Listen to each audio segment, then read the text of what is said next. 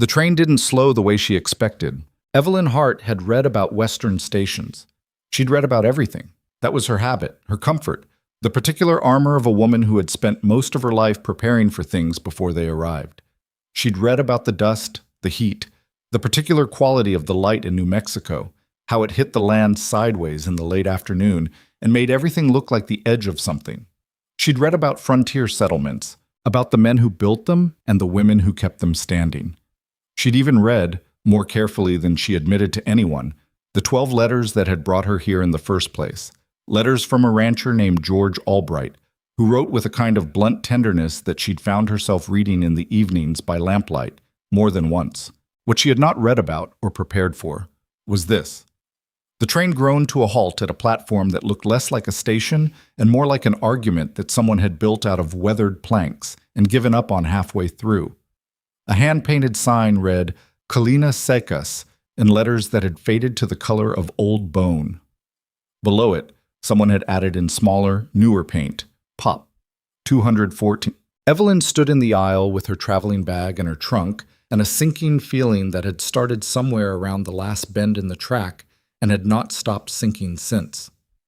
Is this? She turned to the conductor, who was already moving past her with the determined air of a man who had delivered bad news to women on trains before and had learned not to slow down for it.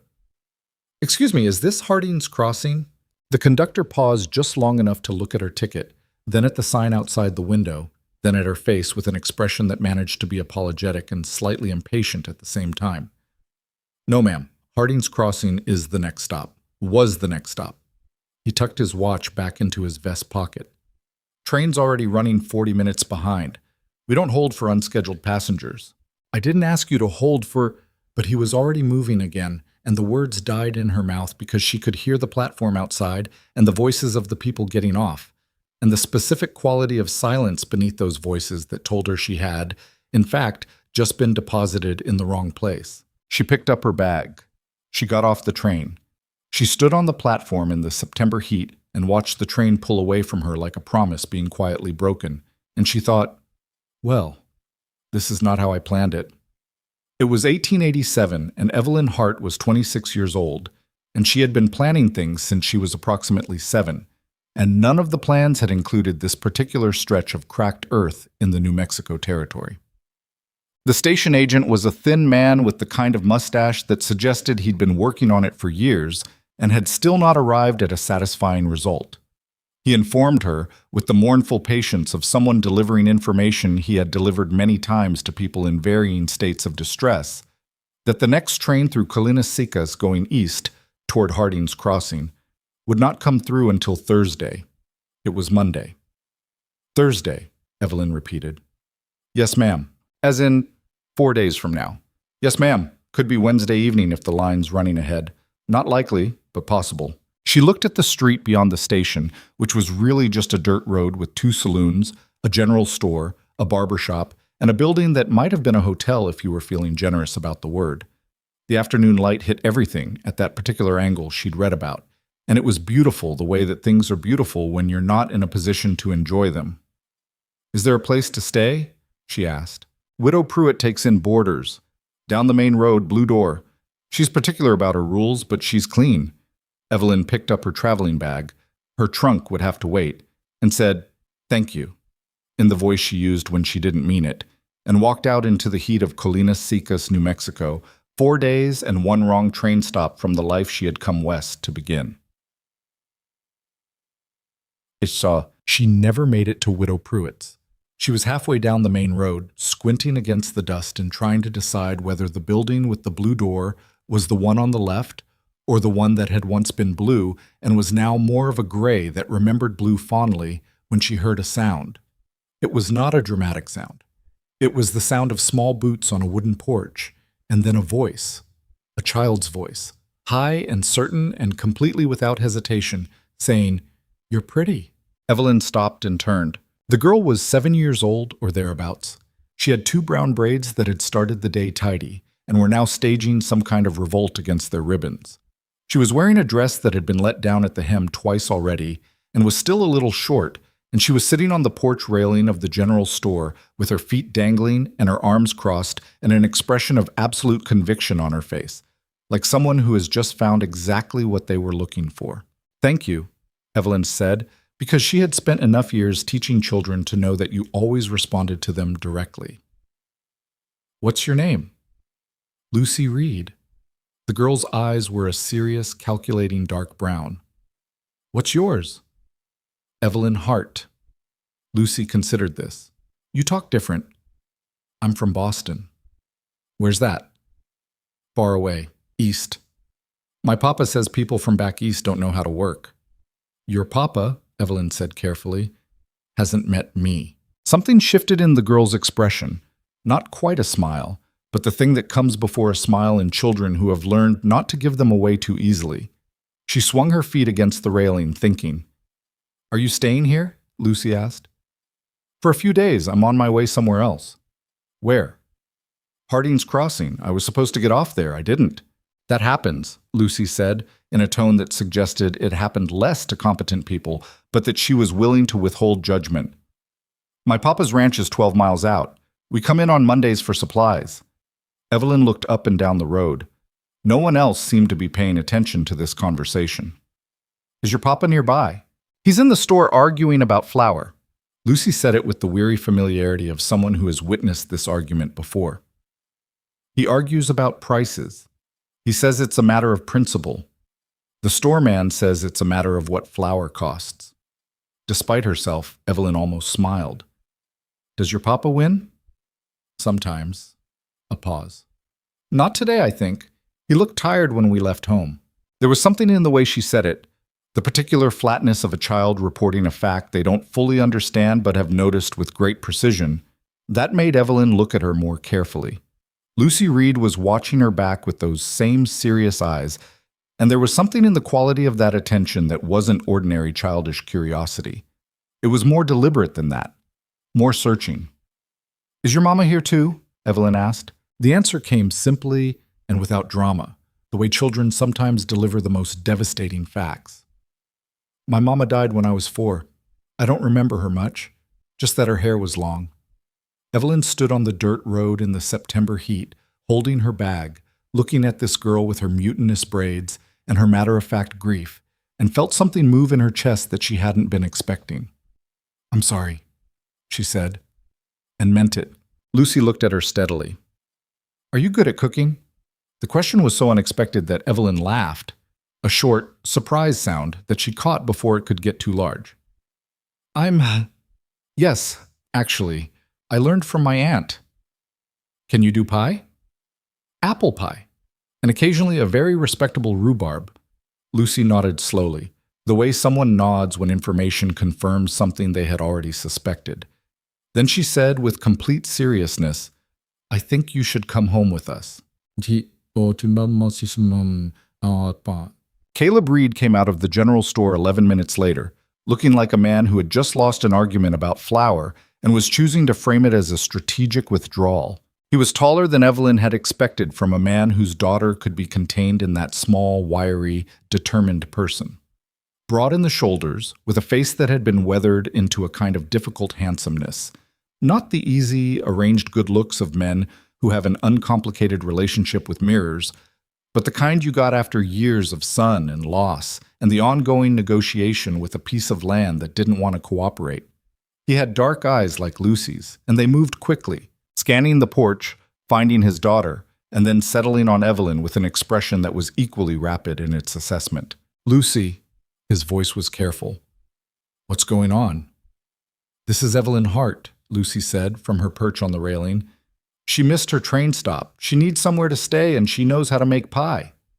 Caleb Reed looked at his daughter. Then he looked at Evelyn.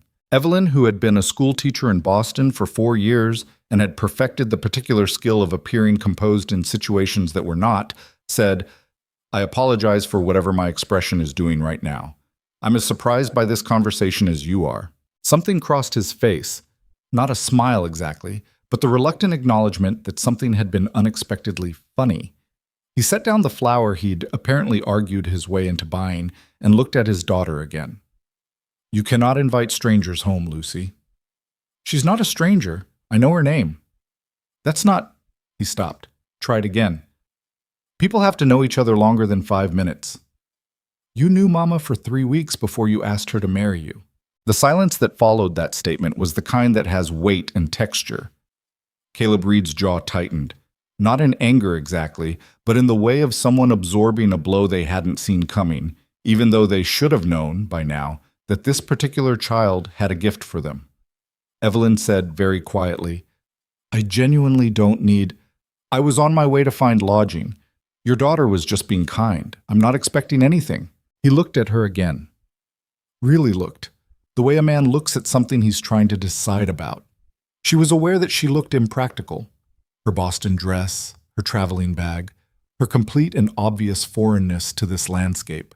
She was aware that from the outside this was a bizarre situation. A woman standing on a dirt road in a town she'd never heard of, 4 days from where she was supposed to be, being invited home by a 7-year-old. Widow Pruitt's is full, Lucy said helpfully. I heard her say so at the church meeting last week. She's got Mrs. Hargrove's cousin staying. Evelyn blinked. She had not known that. Caleb Reed rubbed the back of his neck with one hand, a gesture that seemed less like tiredness and more like a man trying to buy himself a moment to think when the situation was moving faster than he was comfortable with. His eyes moved to his daughter, who was watching him with an expression of absolute patience, the kind that knows it has already won. We've got a spare room, he said finally. Used to be... He stopped. It's been empty a while, clean enough. 12 miles is a long ride in the dark, and you're not going to find better in town this week. I would pay, Evelyn said quickly. Whatever is fair. We'll figure that out. He picked up the flower. You got a trunk or just the bag? Trunk. At the station. He nodded once, like a man closing a negotiation he hadn't intended to enter. We'll get it. Lucy slid off the railing and fell into step beside Evelyn with the satisfaction of someone whose plan had worked exactly as intended, and Evelyn thought, I don't know what just happened. But she picked up her bag and she followed them, and the afternoon light caught the dust they raised as they walked, and it looked, she would think later, like the beginning of something. She just didn't know of what. The ride out to the Reed Ranch took the better part of 2 hours. And it was not a comfortable 2 hours. The wagon was old and the road was rutted, and the landscape on either side was the kind of austere, enormous beauty that Evelyn's reading had failed to fully prepare her for. Mesas cut against the sky like monuments, the scrub grass silvered in the late light. The particular silence of a place that is very large and does not need you to fill it. Lucy sat beside her on the wagon bench and asked questions with the focused intensity of someone conducting an important interview. Do you know how to ride a horse? A little, not well. What about shooting? Absolutely not. Papa can teach you. He taught me to shoot a tin can off a fence post. That's impressive. I was 5. He said I was a natural. A pause. Can you braid hair? Evelyn glanced at the state of Lucy's braids, which had completely surrendered to entropy somewhere around mile 3. Yes, I can braid hair. Another pause, more thoughtful. My hair's hard to braid. It's thick. I've braided difficult hair before. My sister's was worse. You have a sister? She died when we were young. Lucy absorbed this with the seriousness she seemed to bring to all information. My mama died too, she said, as if they had something in common. And perhaps, Evelyn thought, they did. Not the same grief, but the same particular shape of absence, the thing that sits in the space where someone was supposed to be. I know, Evelyn said. You told me. Does it still hurt? Your sister? The question was so direct and so genuine that Evelyn felt it somewhere behind her sternum. She looked at the road ahead of them, at the vast evening sky beginning to shade toward amber. Yes, she said.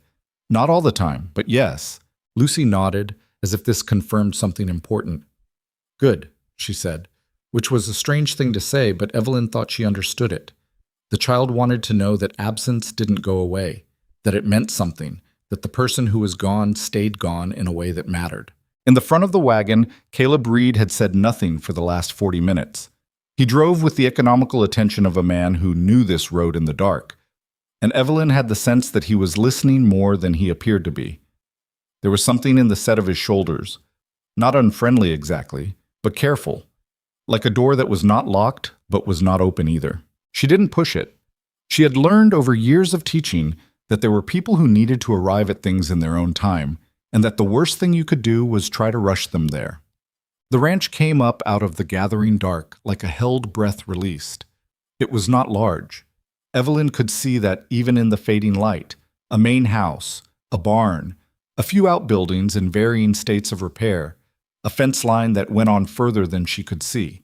The house itself was wood, solid built, with a covered porch along the front and a window on the upper level that caught the last of the sunlight and held it for a moment before letting go. It had the look of a place that had once been cared for very precisely and was now cared for in a more functional way, maintained but not tended. There was a difference, Evelyn thought, between those two things. A ranch hand named Cooper, young, freckled, with the perpetually startled expression of someone who had not yet caught up with where his life had taken him, helped with the trunk and the horse, and nodded at Evelyn with a combination of curiosity and excessive politeness that suggested word traveled fast even on remote ranch properties. Inside, Caleb lit the lamps, and Lucy showed Evelyn to the spare room with the proprietary air of someone who has decided that this was now her project. The room was small, clean the way Caleb had promised, with a narrow bed and a window that looked out toward the dark of the pasture. Someone had put a quilt on the bed that was clearly handmade, intricate pattern, carefully stitched, and Evelyn touched the edge of it before she thought to stop herself. "That was my mama's," Lucy said from the doorway. "Papa keeps it in here. I think—" She stopped. "I think he doesn't want it in his room, but he doesn't want it put away either." Evelyn looked at the quilt for another moment, and then at the child in the doorway, and felt the complicated weight of the room settle around her. "I'll be careful with it," she said. Lucy seemed to accept this as sufficient. "Supper's in an hour," she said. "Papa cooks on Mondays. It's usually beans." It was beans. They were perfectly adequate beans, which was faint praise, but Evelyn was hungry enough to mean it. They ate at a table that was too large for two people. Too large, she realized, for two people, which meant it had been built for more. And Lucy talked enough for three, and Caleb asked her between spoonfuls how she'd ended up on the wrong train.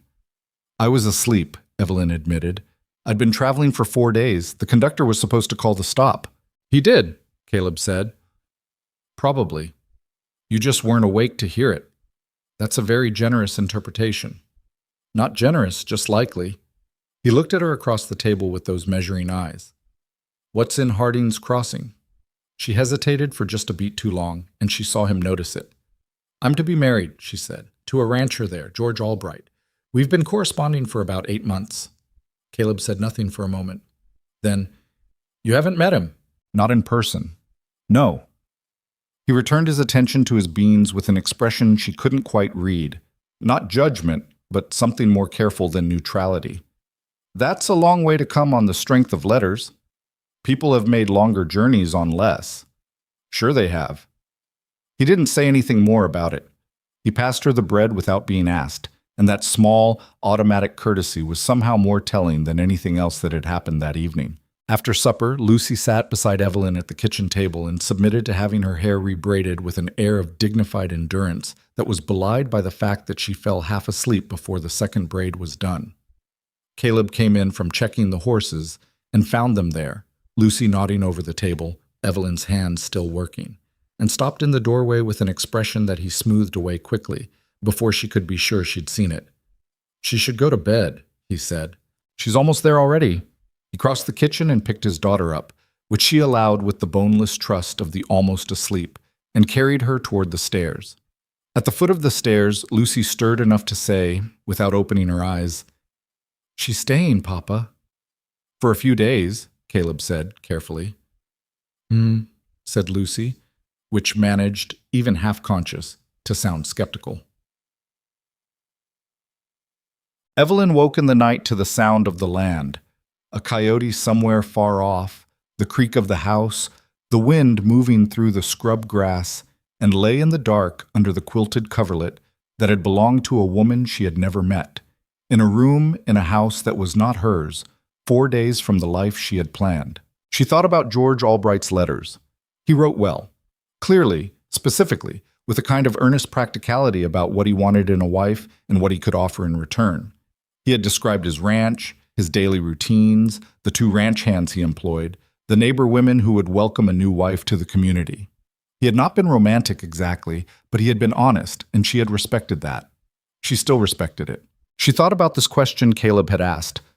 That's a long way to come on the strength of letters. She had told herself, for 8 months, that it wasn't just the letters. It was the decision, made clearly and with full information, that her life in Boston, the boarding house, the classroom, the slow attrition of teaching other people's children and going home to a room that held nothing of her own, was not the life she wanted anymore. George Albright had offered something specific, a home, a place, a purpose. She had accepted because those things were real and worth having. She had not let herself think too much about what it meant to marry someone she had never looked in the eye. She lay in the dark and listened to the New Mexico night and told herself that Thursday would come and she would get on the train and she would arrive where she was supposed to arrive and she would begin the life she had planned. She almost believed it. The next morning she woke before the house did. The habit was old. She had always woken early, even in Boston, when the streets below her boarding house window would be just beginning to take shape in the gray light. She lay still for a moment, listening, and then got up and went downstairs. The kitchen was cold. She found the stove without too much difficulty, found the wood, and had a fire going in the time it would have taken her to read about how to do it. There was coffee, real coffee, not the weak version that was all she'd been able to afford some months in Boston. And she found it and made it and stood at the kitchen window watching the light come up over the pasture. She heard footsteps on the stairs at 6, and then Caleb Reed appeared in the kitchen doorway, already dressed, and stopped when he saw her. She was standing at his stove with a cup of coffee, and she realized, had also, without fully intending to, started on breakfast. There were eggs on the counter. She'd found them in the cold box. She'd found a pan. I started breakfast, she said, because this was clearly visible. He looked at the stove, at her, at the stove again. I can see that. I hope that's not... She stopped. I woke early and I didn't want to just sit and I needed something to do with my hands. That's a habit of mine. He came further into the kitchen and poured himself a coffee from the pot she'd made, and she noticed that he did it without any ceremony. He was a man who was comfortable in his own kitchen, who knew where things were without looking, which she respected. How do you like your eggs? She asked. He looked faintly like he wasn't sure what to do with the question. However they come out. That's not an answer. It's the truth. Over easy or scrambled? Over easy. She made them over easy. She made enough for both of them and for Lucy when she came down, which she did at 6:15, appearing at the kitchen door in the same mutinous state that her hair assumed every morning, apparently, blinking with the squinting suspicion of someone who was not naturally a morning person, but had decided to be one by force of will. Lucy looked at the table, at Evelyn, at her father, who was sitting at the table eating eggs with the careful neutrality of a man trying not to have an opinion about something he was clearly having opinions about. You made breakfast, Lucy said. I did. Lucy sat down and ate 4 forkfuls of scrambled eggs, and then said, These are better than Papa's. Lucy, Caleb said, they are. That's not the point. What's the point? He didn't answer immediately, which meant he didn't have an answer immediately, which Lucy clearly recognized as a tactical opening.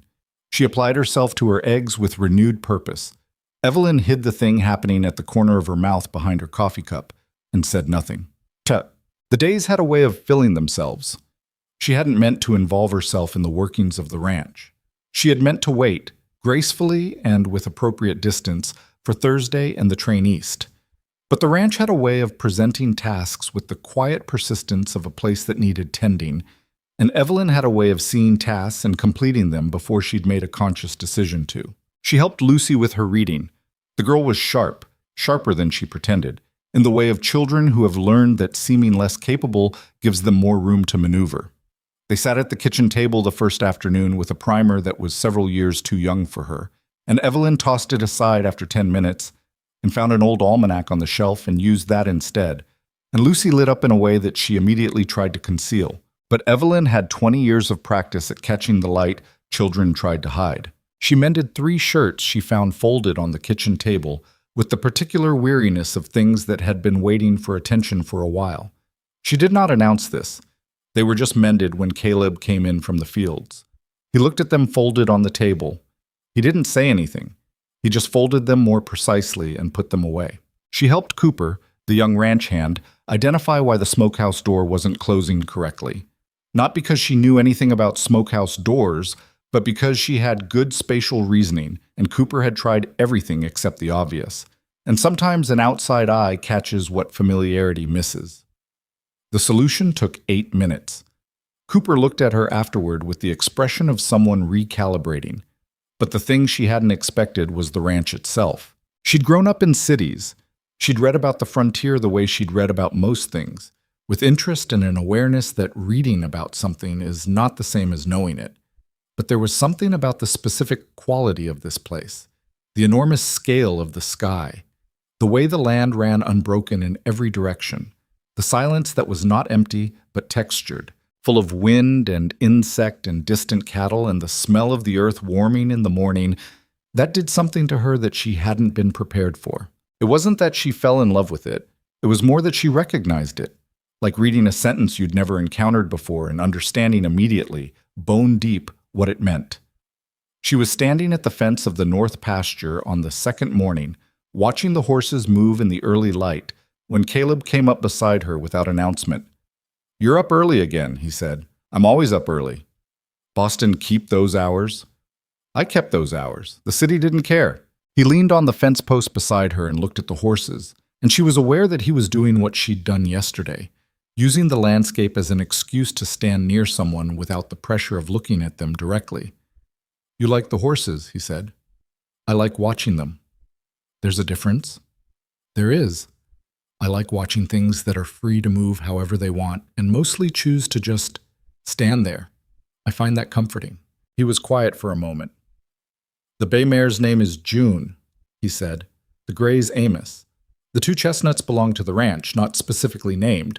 Cooper calls one of them Gerald, but that's Cooper." She almost laughed. "Is Gerald offended by the informality?" "Gerald doesn't seem to have strong opinions. That's why Cooper named him." They stood at the fence for another few minutes in a silence that was, Evelyn noticed, not uncomfortable. This surprised her. She was not a person who found silence with near strangers comfortable. She was a person who filled silences with competence and careful conversation.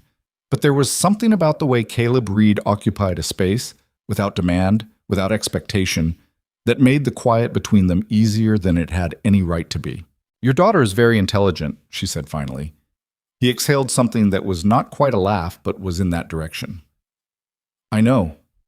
She reads above her level, significantly above. She's been bored by whatever she's had access to. There's not much for books out here."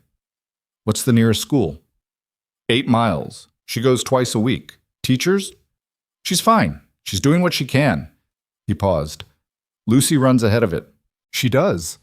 Evelyn looked at the horses. "She's the kind of child who will either be extraordinary or extremely difficult if she's not properly challenged, possibly both at the same time." He was silent for a moment. "Yeah," he said. "I know." There was something in the way he said it, tired and proud and a little bit helpless, the specific emotional register of a parent who sees their child clearly and loves them completely and is sometimes bewildered by both. That made Evelyn look at him. He was already looking at the horses again. On Wednesday morning, she found Lucy sitting on the porch steps in the particular stillness that meant she was working through something she wasn't sure she wanted to say. Evelyn sat down beside her without asking if she wanted company. She had found that Lucy preferred this to being asked. Being asked gave her an opportunity to say no, and she didn't always want to say no, but needed the offering of the alternative. They sat for a while. The morning was cool, not yet heated to its daily extent, and the light came soft across the pasture. "You're leaving tomorrow," Lucy said. "Yes." "To marry the man in Harding's Crossing." "That's the plan." Lucy was quiet for a moment. She picked at a splinter on the step. "Do you want to?" Evelyn considered giving her the adult reasonable answer, the one about commitment and plans and the importance of following through on decisions you'd made with full information. She looked at the profile of this child, 7 years old, motherless, fiercely bright, sitting in the September morning with a question too large for her small face, and decided against it. "I'm not sure," she said, honestly. Lucy looked at her. "That's not a yes." No, it's not. If you don't want to, you shouldn't have to. It's more complicated than want, Evelyn said. I made a promise. I came a long way. I don't know what I want until I've actually... She stopped. I haven't met him. I might meet him, and it might be right. People have built good lives on less certain beginnings. My mama and Papa didn't know each other long, Lucy said, but she wanted to be here. Papa says you could always tell she wanted to be exactly where she was. She paused. He doesn't say it much, but when he does, you can tell it still matters. Evelyn looked at the pasture, at the morning light on the dry grass. That's a beautiful thing, she said carefully. I just think, Lucy said, with the particular emphasis of someone making a point they've been working up to, that where you want to be is probably more important than where you plan to be. Evelyn was 26 years old and had been teaching children for 4 years and thought she was, by now, fairly immune to being surprised by them. She was wrong. She sat with that sentence for a long moment. When did you get so wise? She asked. Lucy shrugged, with the elaborate casualness of someone hiding how seriously they'd meant it. I read a lot. The train was scheduled for Thursday afternoon. By Thursday morning, Evelyn had been on the Reed Ranch for 3 days, and the house had begun to feel... She noticed this the way you notice something that has already been happening for a while before you identified it. Different.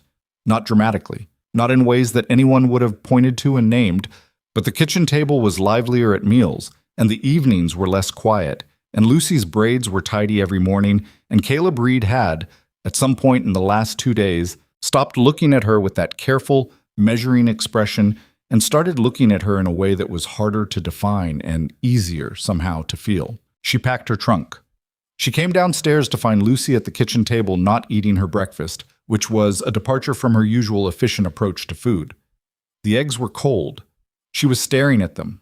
Caleb was at the stove with his back to the room, and the set of his shoulders said something that his back was attempting, without complete success, to conceal. Cooper's hitching the wagon, he said, without turning around. Thank you, Evelyn said. Train's at 2. Should make it in time if we leave by noon. Yes, plenty of time. Lucy pushed her eggs around her plate. Evelyn sat down and poured herself coffee and thought, this is the right thing. This is what I planned. This is what I came here for. The thoughts arrived in good order. They did not help. Will you write? Lucy asked, without looking up from her plate. Lucy, Caleb started. I'd like to know you got there okay, Lucy said, still not looking up. That's all. Evelyn looked at the top of this child's head, the neat braids, the slight tension in the small shoulders, and felt something that had been sitting quietly at the center of her chest for 3 days make itself suddenly and unmistakably known. Yes, she said. I'll write.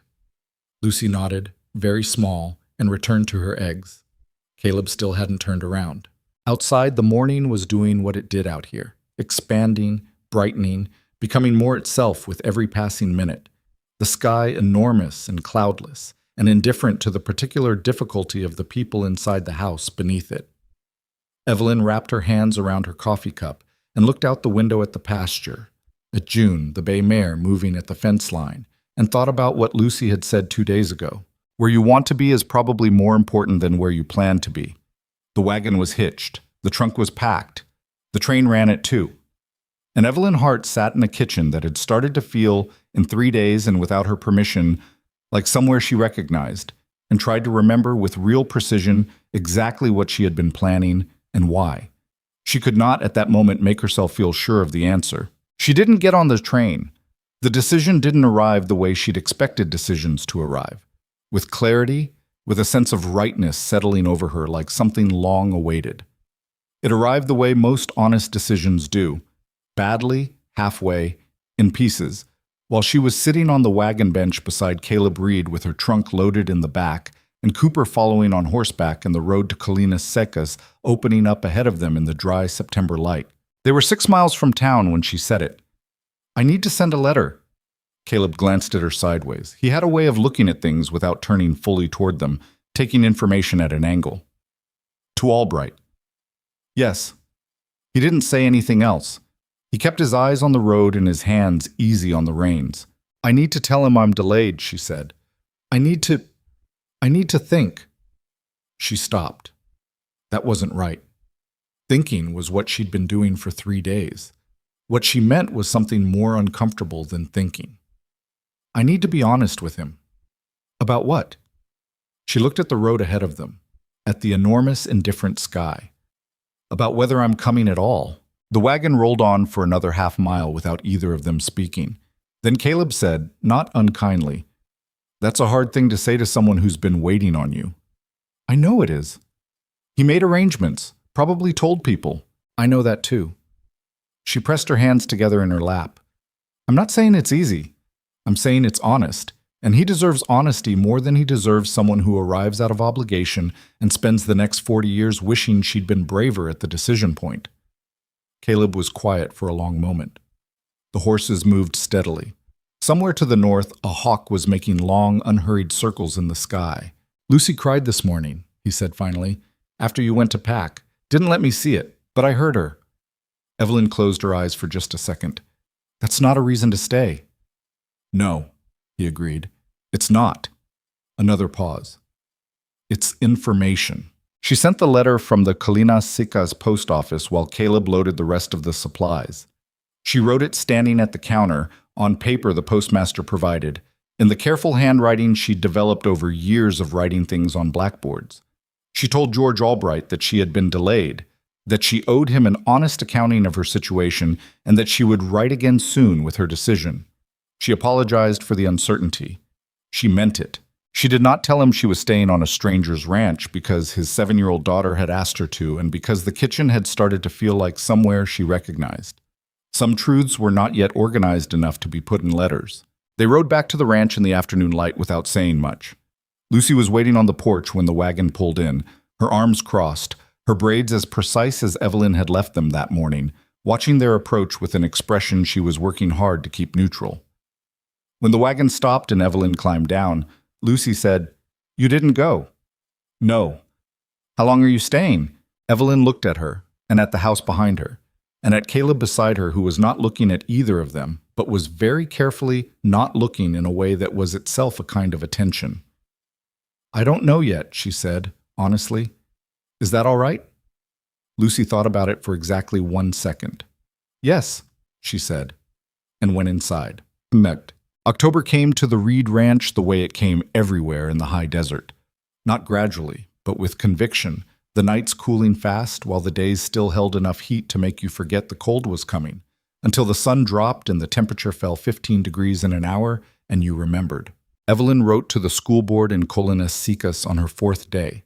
She had heard, from Cooper in passing, that the community school 8 miles from the ranch had been without a full-time teacher since May, the previous one having married and relocated to Santa Fe. The twice-a-week arrangement was a stopgap. She sent a letter asking if the position was still available and whether a preliminary arrangement might be made to accommodate interested families in the immediate area. She received a reply within a week, which meant the postmaster in Colinas Sicas had moved it along with unusual speed, which meant someone had told him who it was from. Small communities had their own form of communication that moved faster than the mail. The school board, consisting of 4 men and 1 woman, which Evelyn noted and filed away, expressed interest. They offered a modest salary, use of the existing schoolhouse, and the understanding that terms could be negotiated around the particular needs of frontier instruction. She wrote back accepting the preliminary arrangement pending their meeting in November. She told Caleb at dinner. He set down his spoon. "You're taking the teaching job." "Provisionally." "What does that mean?" "It means I've agreed to discuss terms, but not signed anything yet." She looked at him across the table. "I'll need to get there and back. Twice weekly to start, possibly more if the arrangement grows." "The Hendersons have a wagon that goes that way Tuesdays and Thursdays," he said after a moment.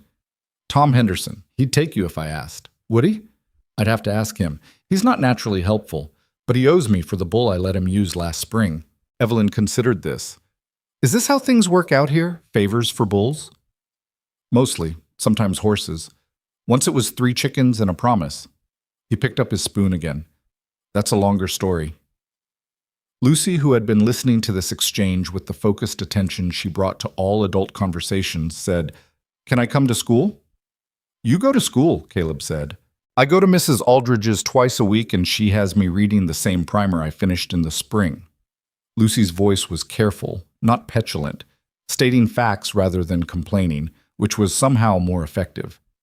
If Miss Hart is teaching, I want to learn from her. Miss Hart hasn't started teaching yet. But when she does, Caleb looked at Evelyn. She looked back at him with an expression that was trying not to be amused and was not entirely succeeding.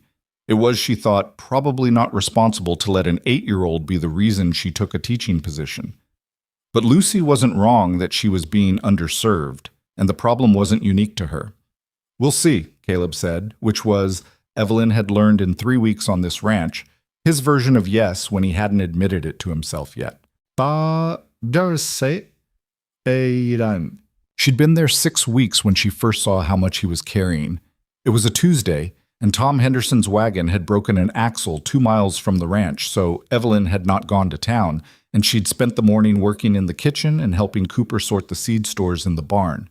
And late in the afternoon, she'd gone looking for Caleb because the fence on the west side of the north pasture had a section that looked like it was failing, and she'd wanted to mention it. She found him in the barn, not working. He was sitting on a hay bale with his elbows on his knees and his face in his hands, and he did not hear her come in. She stood for a moment in the doorway and might have backed out quietly, but June the bay mare shifted in her stall, and Caleb looked up and saw her. He straightened immediately, put his hands on his knees. The expression on his face went from whatever it had been to the one he usually wore, even, watchful, contained. Fence on the north pasture, she said, because that was why she'd come, and looking for another reason would have been unkind. West section, the posts are leaning. I know. His voice was steady. I've got the wire, haven't got to it yet. Cooper could help. Cooper's got enough on his plate. He stood up, brushed hay from his pants. I'll get to it tomorrow. She should have left. The polite thing, the appropriate thing for a woman who was a temporary guest on this man's property and still figuring out what exactly she was doing there, would have been to nod and go back to the house. But there was something in the set of his shoulders, the specific tiredness of a person carrying more weight than the situation in front of them, that made her say instead, "Is it just the fence?" He looked at her, a long look, the kind that was assessing whether to bother. There's a note on the property, he said finally, from the bank in Las Cruces. Due in the spring. I've been, He stopped. This year was short. Cattle prices came down in July, and I had to sell early. Didn't make what I expected. Evelyn came further into the barn and sat down on the hay bale across from where he'd been sitting. How short? He named a number. She looked at him without reacting, which was something she'd learned to do in years of teaching families who came to parent meetings embarrassed about things they couldn't control. That's manageable, she said. Not by spring it isn't. What's your plan? He almost smiled at that. Not because it was funny, but because the question apparently surprised him. Most people would say that's not your concern. Most people aren't sitting in your barn asking you about it. She folded her hands in her lap. I'm not asking to pry. I'm asking because I'm good with numbers, and I've been in this house 6 weeks, and I'd like to know what kind of trouble we're in. The words sat between them for a moment. We're. She hadn't meant to say it that way. Or perhaps she had. Caleb looked at her. There was something shifting in his face.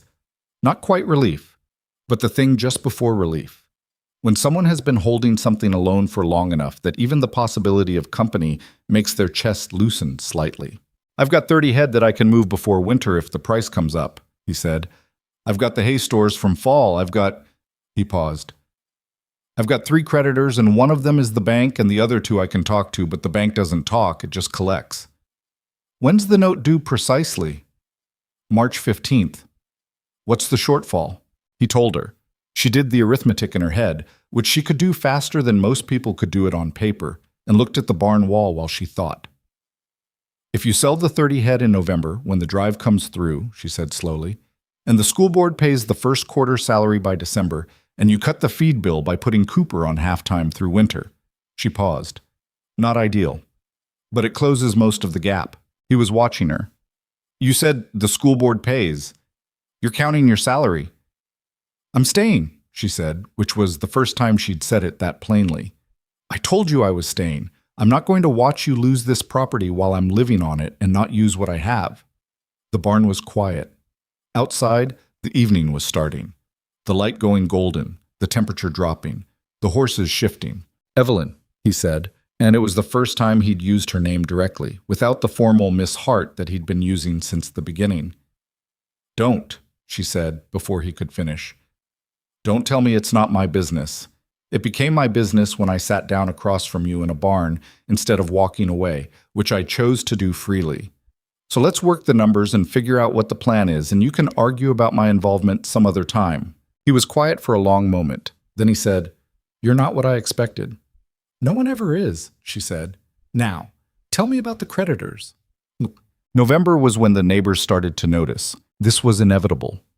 Small communities notice everything, and what they notice they discuss, and what they discuss becomes a kind of collective truth that may or may not correspond to actual events, but carries the social force of fact regardless.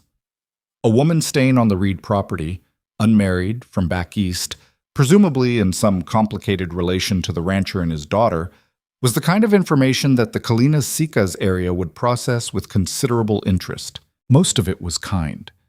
The women who came for their children's lessons brought things, pies, preserved fruit, occasionally a bolt of fabric with the unnecessary explanation that they had extra. And they stayed longer than the lessons required and drank tea at the table Evelyn had begun to think of, without having decided to, as hers.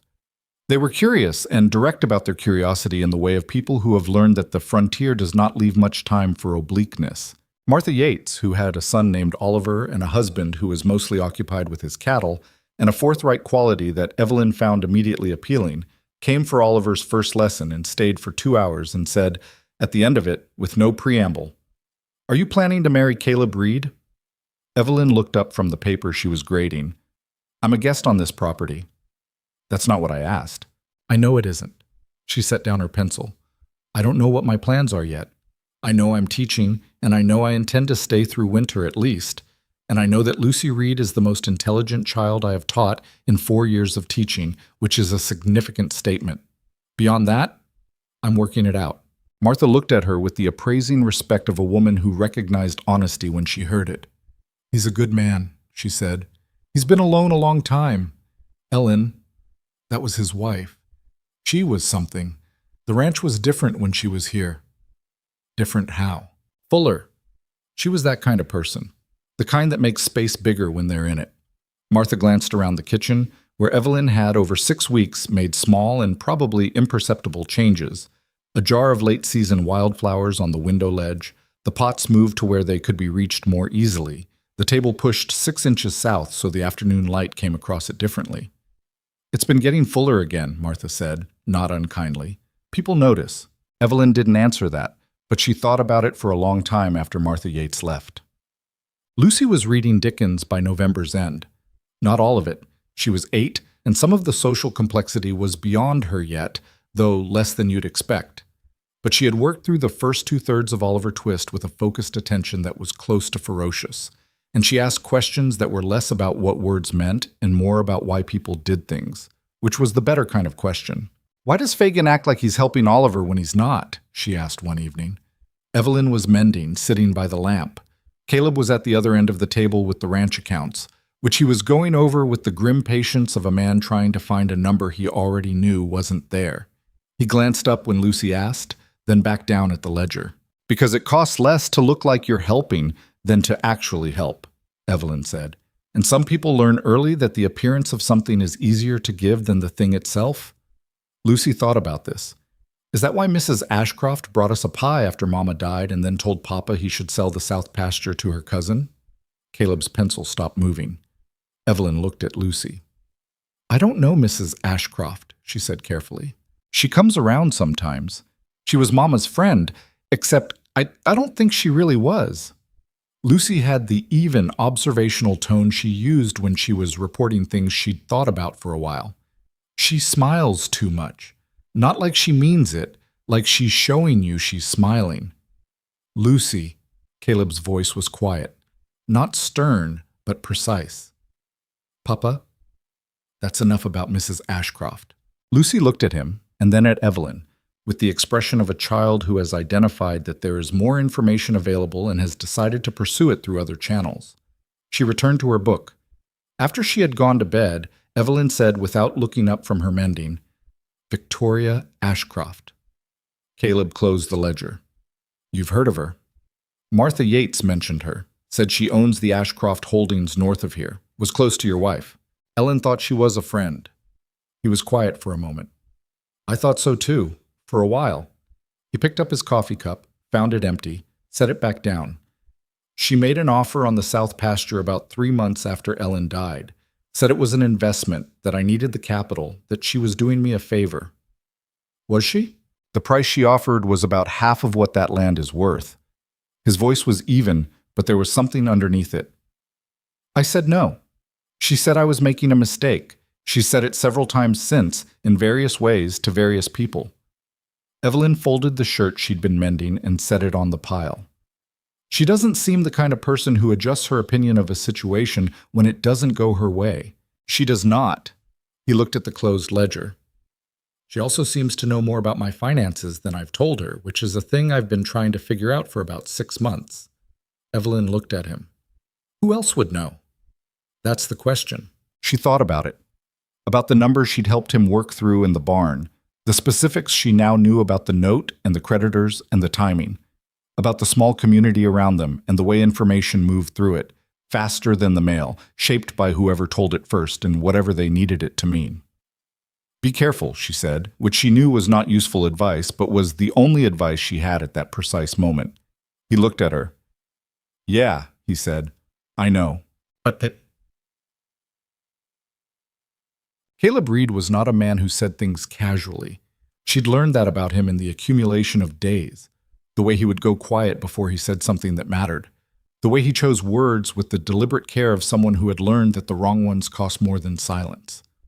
He was not cold. He was conservative with the things that were real to him. So when he came in from the south pasture on a gray Thursday morning in late November, sat down at the kitchen table, and said, "I think you saved this ranch." She paid attention. She looked up from the bread she was making. "I helped with the numbers. You figured out the feed timing and got me $60 I hadn't seen. You talked Tom Henderson into holding the fence repair debt until March. You brought enough families to the school that the board paid the first quarter early because they didn't want to lose you." He was looking at his hands on the table. "That's not helping with numbers. That's something different." She worked the dough for a moment without answering. "I'm teaching because I'm a teacher," she said. "That's just what I am." "And the rest of it?" She stopped working the dough and looked at him. He was looking back at her now, steadily, the way he looked at things he'd made a decision about. "The rest of it," she said, "is because I'm here. And this place is..." She stopped. "It matters to me. The ranch matters to me. Lucy matters to me." She held his gaze. "You can do what you like with that information." The silence in the kitchen was the kind that has weight. Outside, the first thin snow of the season was beginning to come down. Not heavy, just a suggestion. The sky testing what it was capable of. It put a particular quality of light in the windows, a kind of cold luminescence that made the kitchen feel smaller and warmer than it was. "Ellen's been gone 4 years, Caleb said. "I know. I'm not..."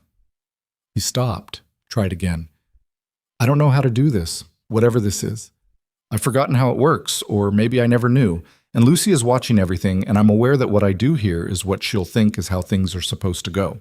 Evelyn turned from the counter and sat down across from him, because this was a conversation that required the same table. "You don't have to know how it works," she said. "Neither do I. I came west to marry a man I'd never met, and ended up in the wrong town, and an 8-year-old decided I was her mother, and here I am making bread in your kitchen in November. None of this has followed any plan I made." Something in his face shifted, a small loosening, like a door opening inward rather than outward. "You're not what I would have looked for," he said, which she recognized immediately as the most honest thing he'd said to her yet. "No," she agreed. "I'm not practical enough for what you need, on paper. I don't know how to ride properly, and I've never worked a piece of land in my life. And I'm from Boston, and I've been arguing with your school board since October. You're winning the argument." "I usually do." She looked at him. "I'm also not going anywhere. I tried to go and I didn't, and I've thought about it every day since and come to the same conclusion. I'm not going." He was quiet for a long time, long enough that the snow outside had thickened slightly, and the kitchen had gotten darker, and she became aware that she was sitting at this table in this kitchen in a way that felt nothing like temporary and everything like something that had been decided when she wasn't paying attention by something other than her plans. "Okay," he said finally. She looked at him. "Okay, what?" "Okay, you're not going." He said it simply, like a man acknowledging a fact of the land. "I'm just saying it out loud. You're not going." He met her eyes. "I'm glad you're not going." It was not romantic. It was not the declaration in a novel. It was a tired man at a kitchen table in the first snow of the season, choosing to say a true thing out loud to someone he trusted, which was rarer and more valuable than the other kind. "Good," Evelyn said, and went back to the bread. December arrived, and with it the particular quality of life on the frontier in winter. Harder in some ways, slower in others, and with a certain enforced intimacy that came from being confined to the same structure by cold and dark and the shortened days. The school continued on Tuesdays and Thursdays, the children arriving in coats and hats and leaving with cheeks pinched red, and the kitchen at the Reed Ranch became a kind of secondary gathering place in the evenings, with neighbors stopping in more often than the distance warranted, which Evelyn suspected had less to do with the need for company and more to do with the particular warmth of a house that had, in 4 months, changed without changing. Lucy had begun helping Evelyn with supper. She was not a natural cook. She had an impatience with waiting for things, which was the essential difficulty of most cooking. But she was precise when she tried, and she learned quickly when she decided to, and the evenings they spent together in the kitchen had a quality that Evelyn could not describe without becoming sentimental, so she did not describe it, even to herself. One evening, Caleb came in from the barn to find them both at the stove, Lucy standing on the step stool she'd dragged over from the pantry, stirring something with more focus than it strictly required, Evelyn beside her adjusting the heat and talking her through the timing with the patient. Specific attention she gave to everything she taught. He stood in the doorway for a moment. Neither of them heard him. Lucy said something that made Evelyn laugh, a real laugh, not polite, the kind that caught her by surprise and came out slightly louder than she probably wanted. And Lucy looked insufferably pleased with herself, in the way she did when she'd landed something that worked. Caleb took off his hat. He stood in the kitchen doorway in December with the cold still coming off him and looked at the kitchen and the two people in it, and his face did something complicated and quiet that no one was there to see. Then he came inside and said, "Smells good." And Lucy turned around and said, "It's Evelyn's aunt's recipe she taught me," with a proprietary pride that suggested the recipe was now equally theirs. And Evelyn looked at him over Lucy's head with an expression he couldn't quite read, which meant she'd seen his face in the doorway and was being kind about it. He said, "I'll wash up before supper," and went to the basin, and the kitchen continued around him the way the kitchen had not continued around anything in 4 years. He stood at the basin with the water cold on his hands and thought, this is what it was supposed to look like. Not the same as before. It could never be the same. And he didn't want it to be, because Ellen was Ellen and Evelyn was Evelyn, and this was a different life from the one he'd had, and it was wrong to flatten those things into each other. But this particular quality of the kitchen in the evening, the voices, the warmth, the sense that the house was doing what a house was built to do, he dried his hands. He sat down at the table. He ate supper with his daughter, and the woman who had arrived in his life by way of a wrong train stop, and had not, so far, shown any sign of leaving. Lucy ate 2 helpings and announced that she thought the stew was better than his, and he said she might be right, and she said she definitely was, and Evelyn said that everyone should calm down about the stew, and it was, he thought, the most ordinary evening he'd had in years. He had forgotten that ordinary could feel like this, like something you'd been given without quite deserving it, that you were holding carefully because you knew, now, that it could be taken away. He looked at Evelyn across the table, and she looked back at him, and neither of them said anything, but there was something in the looking that was its own kind of conversation, the slow, uncertain beginning of a thing that neither of them had planned for, and both of them were, for the first time, choosing not to run from. Outside, the December wind came across the mesa and moved through the scrub grass and pressed against the walls of the house, and the house held. The trouble didn't announce itself, it rarely did. It came the way winter cold comes to the high desert. Not in a single dramatic drop, but in increments, each one small enough to dismiss, until you looked up one morning and realized the temperature had fallen 20 degrees while you were occupied with other things, and now the pipes were frozen, and you had no one to blame but your own inattention. The first sign was Margaret Hollis. Margaret Hollis was the sister of Ellen Reed, Caleb's dead wife, and she had lived in Las Cruces for the 4 years since Ellen's death with what Evelyn had gathered from the careful silences around her name was a sustained and unresolved grievance about several things simultaneously. She arrived on a Tuesday in the first week of January without writing ahead, which was itself a statement. She came in a hired buggy with 2 trunks and the expression of a woman who had spent a long journey organizing her thoughts into formations. Evelyn was in the schoolroom, which was what she now called the cleared-out front room of the ranch house on teaching days, where 4 children from neighboring properties came for instruction, when she heard the buggy. She looked out the window and saw a woman climbing down with the deliberate care of someone who wanted to make sure they were noticed doing it. She was perhaps 40, dark-haired, handsome in a sharp-edged way, wearing clothes that had started the journey well-pressed and had not entirely survived it but were trying. Lucy, who was sitting at the table conjugating verbs with the resigned patience of someone who has accepted that grammar is a tax on intelligence, looked up and went still. "Who is that?" Evelyn asked. "Aunt Margaret." Lucy's voice had gone flat in the particular way it went flat when she was managing her reaction to something. "She comes sometimes. She and Papa argue." "About what?" "Me, mostly." Lucy returned her eyes to the paper in front of her. "And the ranch, and how Papa's doing things wrong." A pause. "She thinks she should have more say in how I'm raised because she's Mama's family." Evelyn looked at the woman being helped down from the buggy by a man she'd clearly hired for the purpose rather than ask for help from anyone already present. "Does your father agree with her?" "No." Lucy's pencil moved across the paper. "That's why they argue."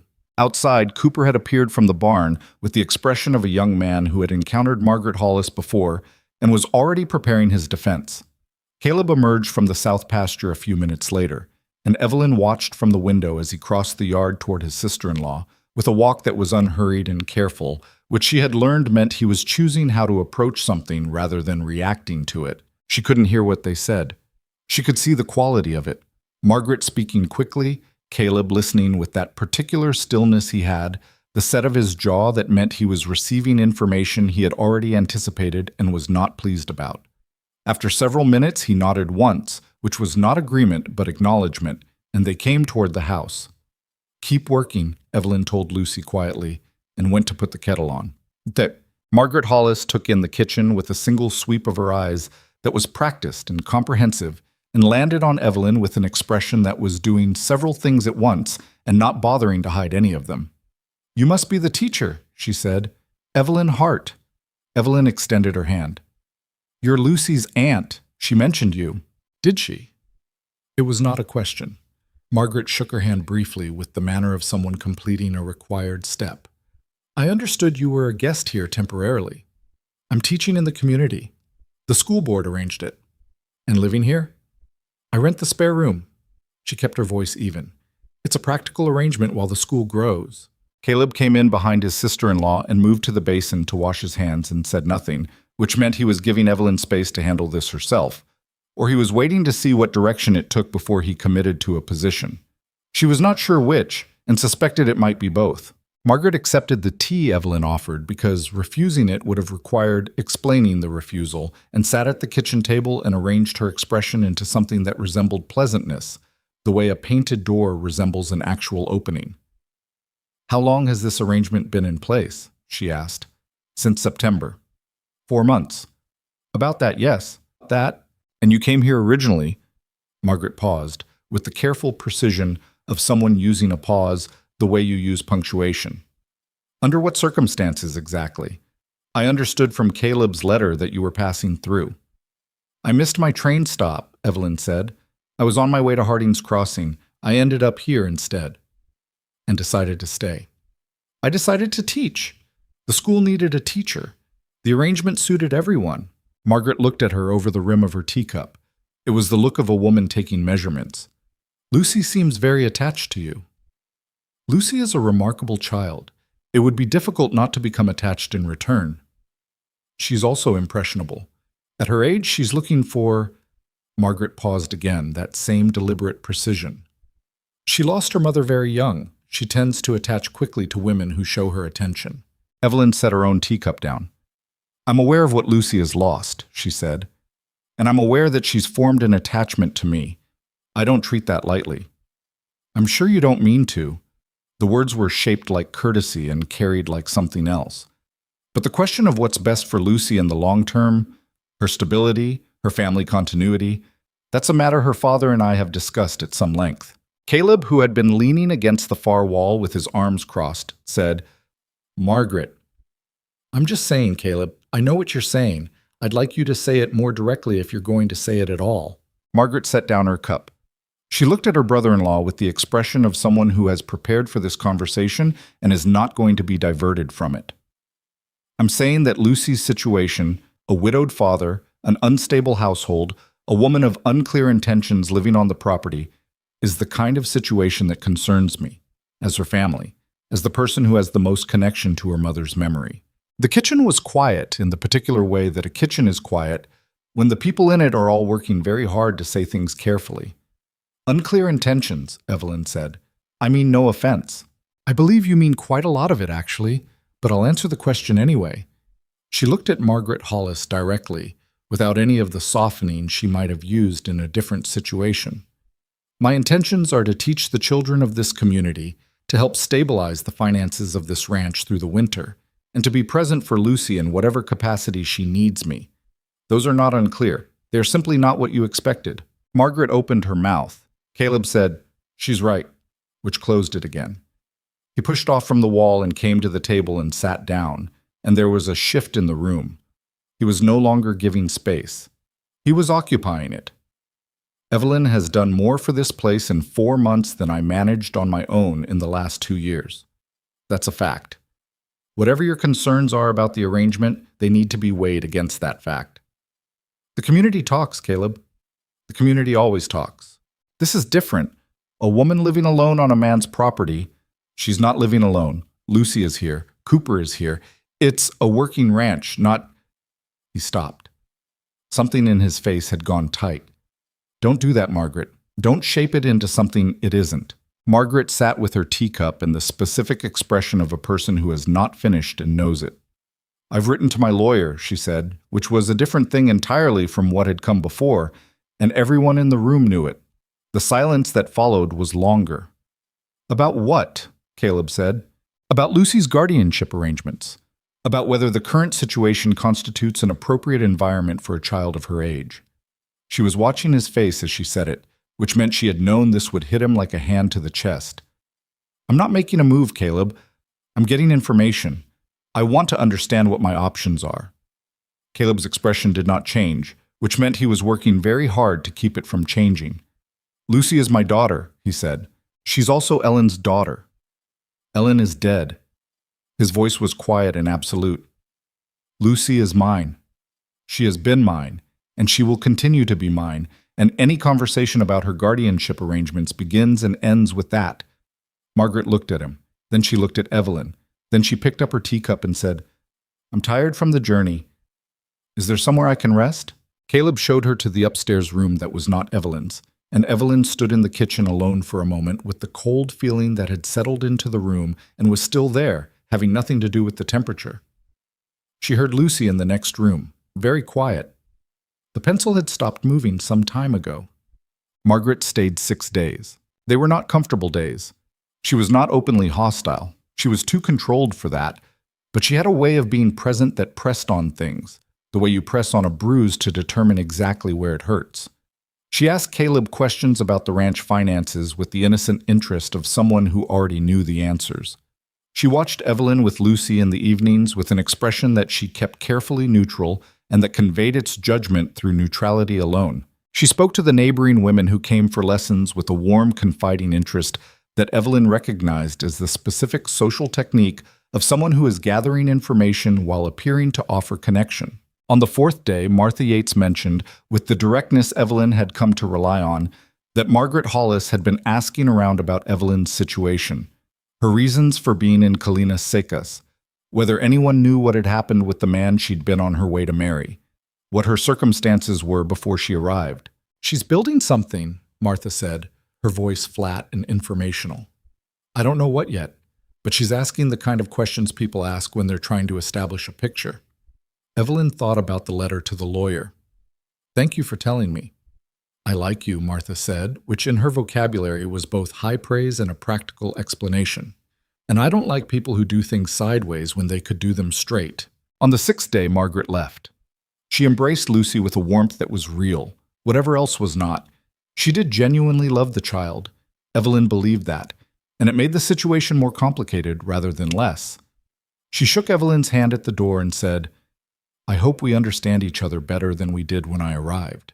And Evelyn said, "I hope so too," and meant something slightly different by it. The buggy disappeared down the road, and Cooper exhaled with such obvious relief that even Lucy noticed. "She's going to do something," Lucy said that evening. "You don't know that," Caleb said. "I do, though." Lucy was not being dramatic. She was being precise. She had that look, the one she gets when she's decided something. She looked at her father. "Is she going to try to take me?" Caleb's jaw worked for a moment. "No one is taking you anywhere. But she's going to try." He looked at his daughter, this 8-year-old who saw too clearly for her age and could not be protected from knowing things by simply not telling her, and said, "I don't know what she's going to try, but whatever it is, she won't succeed. That's not a promise I make lightly." Lucy looked at him steadily, then at Evelyn. "Okay," she said, which was what she said when she had decided to trust someone, and meant she was holding them to it. What? Victoria Ashcroft arrived 2 weeks later, and the shape of what was coming became clearer. She came on a Wednesday, which was not a school day, which meant she had chosen her timing deliberately. She came in a much finer carriage than Margaret's hired buggy, lacquered with matched horses, and she came alone, which meant she didn't need to demonstrate resources with people and could let the carriage speak for itself. She was perhaps 45, with dark eyes and the kind of maintained beauty that requires both money and will, and she wore her wealth the way some people wear confidence, not as an addition to themselves, but as something they believed was intrinsic. Caleb received her at the door with his hat in his hand and the expression of a man who knows what a visit means before he knows why it's happening. Evelyn was in the kitchen and chose to stay in the kitchen. She could hear through the open doorway, and she understood that being audible was different from being present, and she needed the information more than she needed to be in the room. "I heard Margaret was here," Victoria said. Her voice was smooth and particular, the voice of a woman who had spent years learning how to fill a room with it. "I hope the visit was pleasant." "It was fine," Caleb said. "She worries about Lucy. You know that. She worries in the way that Ellen's family has always worried. They feel Ellen's absence very personally." "I know how they feel." "Of course." A pause, the kind that was doing work. "I understand you have a teacher living on the property." "I have a teacher renting a room. She teaches the community school." "Yes, I've heard." Another pause. "Caleb, I'm going to be direct with you, because I've always respected you too much to be otherwise."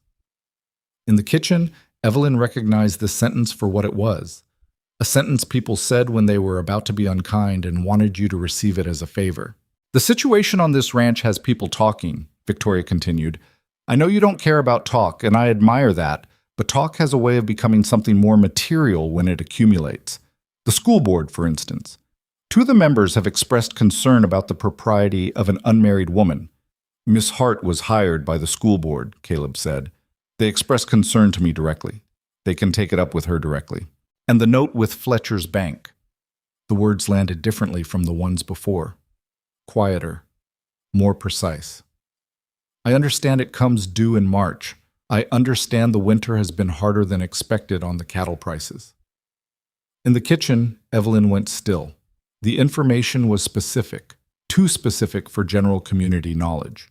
She thought about what Caleb had said in November. "She seems to know more about my finances than I've told her." And the shape of the thing became sharper. "How do you know about the note?" Caleb said, and it was not a question. "I make it my business to understand the financial picture of properties that border mine." Victoria's voice stayed smooth. "I'm not your enemy, Caleb. I never have been. But the land, the south pasture especially, is adjacent to my eastern fence line, and if the Reed property were to be sold or foreclosed upon, I would need to act quickly to protect my own boundaries. The ranch isn't being foreclosed upon. Not yet. Quietly. But the margin is thin and winter is long.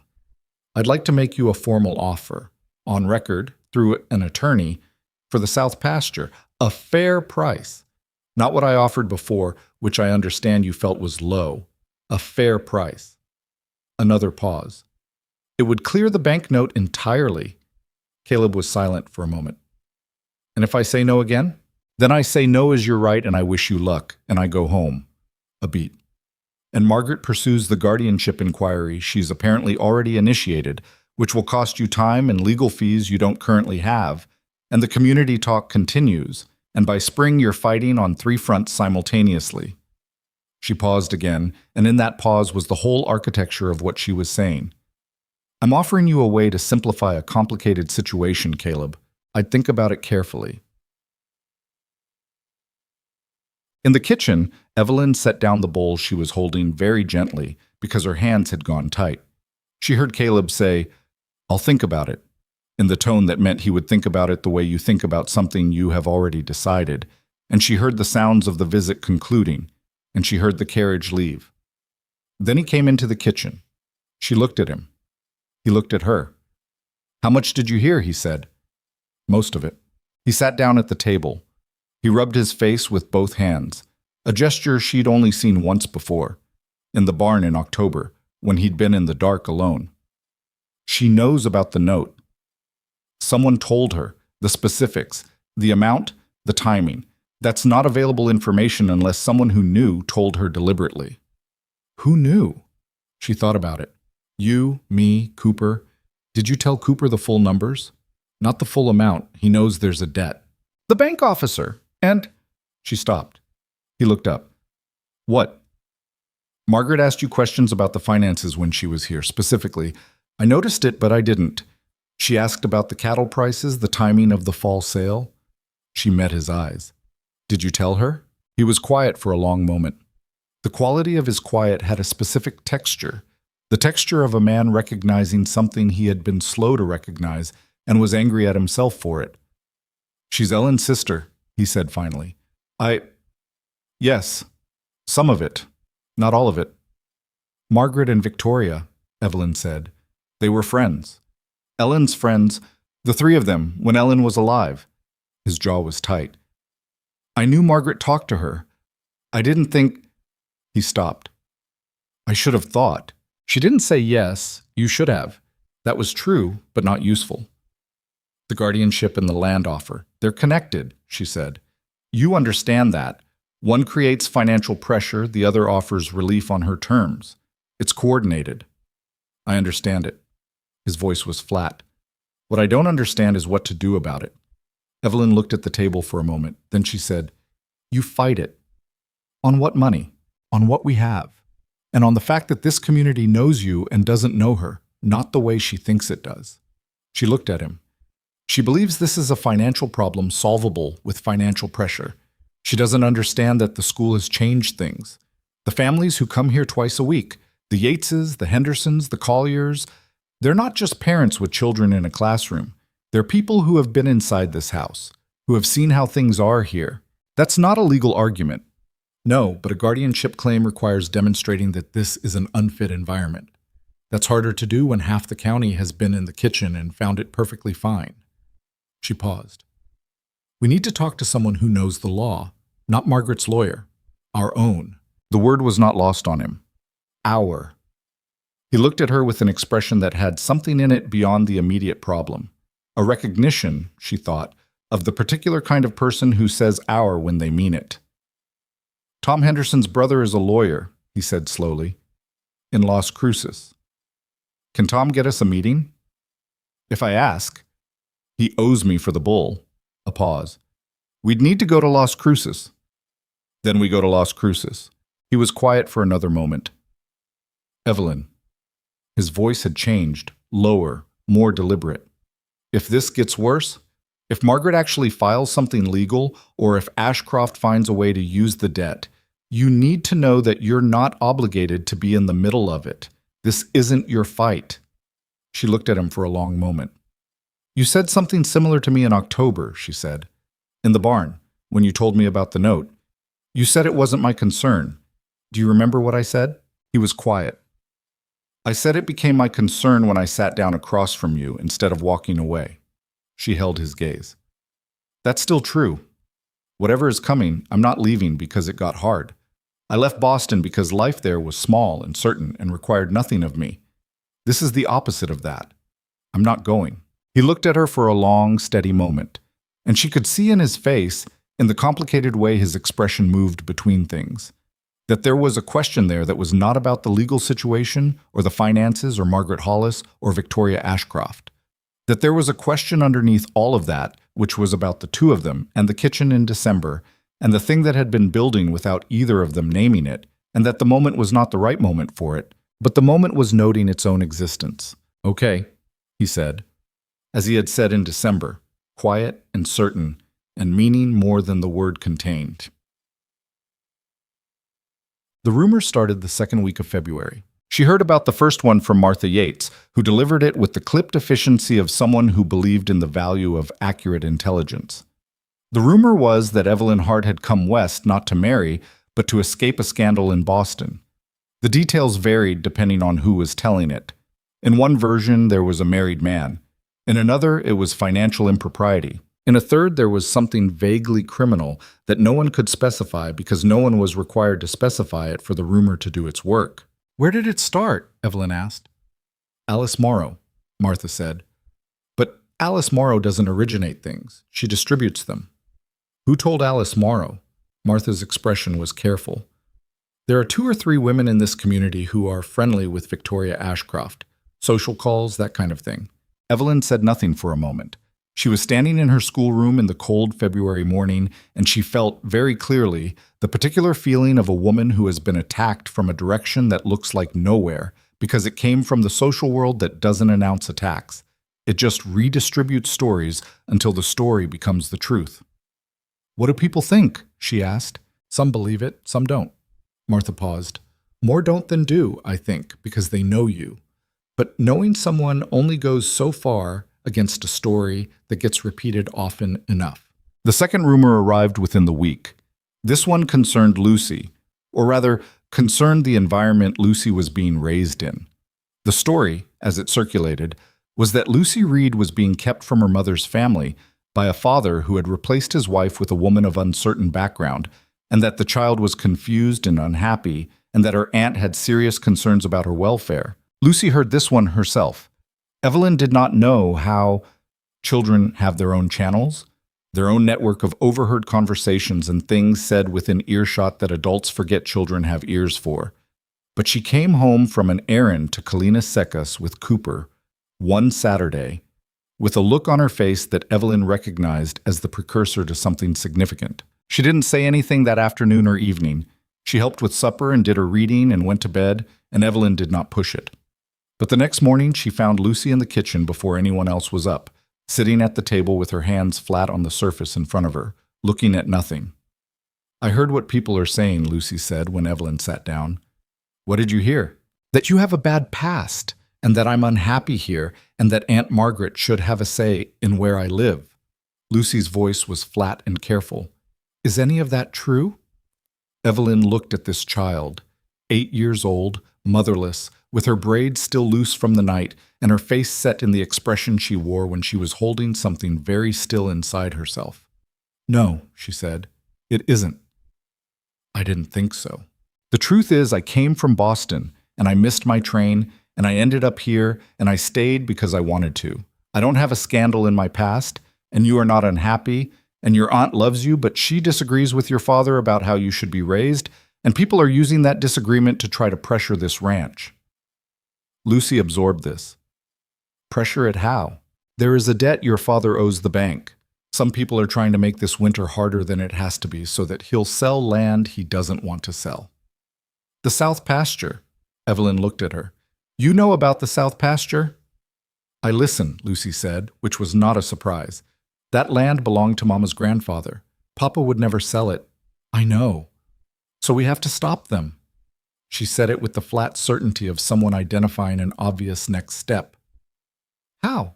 Evelyn looked at her for a moment. This particular child who had decided, at 7, in a town she'd never heard of, that a woman she'd just met was worth keeping, and who had turned out to be the most precise judge of character in a 50-mile radius. "We start," she said, "by not letting them define us. We tell the truth to the people who matter. We do our work well enough that no one who actually knows us can believe the story being told about us. And we wait for the right moment to answer all of it at once." Lucy thought about this. That sounds slow. It is slow. It's also more durable than fast. Lucy was quiet for a moment. Then, "I'm not unhappy here," she said. "I want you to know that. If anyone asks you, or if you ever wonder, I'm not unhappy here." It was a simple statement. It was also the most direct thing anyone had said to Evelyn in 4 months about the thing that mattered most in this house. She felt it land in the place such things land, not in the chest exactly, but behind it, in the part of a person that holds what they're not sure they deserve. "Thank you," she said, and meant it all the way down. The formal letter from Margaret's lawyer arrived on a Thursday at the end of February. Caleb read it at the kitchen table, and Evelyn watched his face while he read it, and his face did not change much, which meant the news was worse than expected, or he had already prepared himself for the worst. He set the letter on the table when he was done and looked at it for a moment. "She's filed a petition," he said, "arguing that Lucy's home environment is detrimental to her welfare and development. She's citing—" He paused. "She's citing my financial instability, the presence of an unmarried woman of unverified background on the property, the influence of a parent figure outside the family whose long-term commitment to the child is unestablished." Evelyn read the letter herself quickly, with the focused attention she gave to things that were going to require a specific response. It was well drafted. It was not hysterical or broadly accusatory. It was precise and measured, which meant Margaret had paid for a good lawyer, and a good lawyer was more dangerous than a bad one with dramatic arguments. "Tom Henderson's brother," she said. "Can you get a meeting this week?" "I'll ride tomorrow." "Good." She set the letter down. "We need 3 things. We need the financial picture stabilized enough that the instability argument collapses. We need character witnesses, people in this community who will say clearly and on record that this is a good home.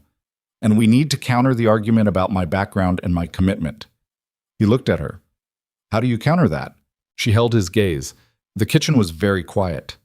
Outside, the February wind came across the mesa with its particular cold persistence, and the house pushed back against it as it always did. "I think you know," she said. His expression did not change exactly, but something in it moved, shifted the way landscape shifts when light comes across it at a new angle, revealing the shape of things that were always there. "Evelyn," he said, "I'm not going to ask you to do something for legal strategy. I'm not suggesting it for legal strategy." She looked at him steadily.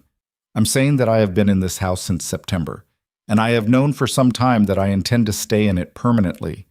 I'm saying that the reason I haven't left has never been about the school or the rent or the finances, and I think you've known that for a while. And I'm saying that if there's a question on the table about my long-term commitment to this family, the honest answer to that question is yes." She paused. "What you do with that honest answer is your decision, not mine." He looked at her for a long time, the kind of long time that was its own kind of answer. Then Lucy appeared in the kitchen doorway in her nightgown, having apparently been woken by the quality of the silence. She was attuned to the house in the way children are attuned to houses they love, sensitive to its changes of mood. She looked at the letter on the table. She looked at her father. She looked at Evelyn. "Is it bad?" she asked. "It's serious," Caleb said, "but serious and bad aren't the same thing." Lucy came and sat at the table between them. She put one hand on Evelyn's arm without ceremony, the way she touched things that she considered hers. "What do we do?" Caleb looked at his daughter, then at the woman his daughter had claimed months ago, before he'd had the sense to understand what his daughter already knew. Then back at Lucy. "We fight," he said, and the 3 of them sat at the kitchen table in the February dark with the wind against the walls and the letter between them, and not one of them reached for the simple version of what was coming, because they all knew by now that nothing worth having came simply. The ranch was their ground, and their lives were on it, and they had not come this far, any of them, each from a different direction, to be told by someone else what those lives were worth. Outside, the wind pushed harder against the house, and the house, as it always did, held its ground. Daniel Henderson was not a man who inspired confidence on first impression. He was Tom's younger brother by 6 years and had the look of someone who had spent those 6 years trying to catch up and had not entirely managed it. Slight where Tom was broad, quick-talking where Tom was deliberate, with a restless, scanning quality to his attention that made you think he was only half listening until he proved, without warning, that he had heard everything and organized it while appearing not to. He practiced law out of a 2-room office in Las Cruces, with a door that needed a new hinge and a desk that held more paper than should have been physically possible, and he shook Caleb's hand and then Evelyn's hand, and then said, without preamble, "Tell me everything and don't decide what's important before you tell me, because you'll decide wrong." So they told him everything. Caleb spoke first. The note, the finances, the fall sale, the way the numbers had moved through channels he hadn't fully tracked. Then Evelyn, the arrangement, the timeline, the school, what she knew of the rumors and where they'd come from. Daniel Henderson listened to all of it with his eyes moving between them and a pencil in his hand that he tapped against his knee, but never used. When they were finished, he was quiet for a moment. Then he said, "The guardianship petition is weak, not impossible. Margaret Hollis has standing as next of kin on the maternal side, and if she can establish environmental instability, the court will at minimum look at it seriously. But weak." He tapped his knee with the pencil. "What makes it weak is that everything she's alleging is circumstantial, and everything that contradicts it is specific and verifiable. Financial instability. What's the actual number on the banknote?" Caleb told him. Daniel did arithmetic in his head in a way that reminded Evelyn of herself. "If we get the first quarter school salary paid by end of month and you move the 30 head before the 15th, what's your shortfall?" "Around $40. "I can front you $40, Daniel said, which surprised both of them. He looked at their expressions and shrugged, slightly impatient. "It's a loan. I'll add it to the bill. I've done worse things with money." He moved on before they could respond. "The character argument is your strongest ground. I need names, people who have been on the property regularly, who have seen the child's situation firsthand, who will say clearly that the home is stable and appropriate. I need at least 6. 8 is better." "I can get 8, Evelyn said. "I need them willing to put it in writing and willing, if it comes to a hearing, to appear. Not everyone who says they'll appear actually appears when the day comes." "I know which ones will," she said, because she did. She knew, by now, exactly who in this community meant what they said, and who meant it only when it was comfortable. Daniel made a note, finally, on the paper. "The financial coordination between Hollis and Ashcroft, if we can establish that, changes the picture. A guardianship petition pursued in coordination with a concurrent land acquisition attempt looks like what it is, which is leverage rather than genuine concern for the child." He looked at Caleb. "You said Ashcroft knew specific figures about the banknote. How specific?" "The amount, the due date, the terms. That's not community knowledge. That's either a source inside the bank or a source close to you who passed it." He paused. "You think it was Margaret?" "It fits the timeline. She asked questions when she was here in January."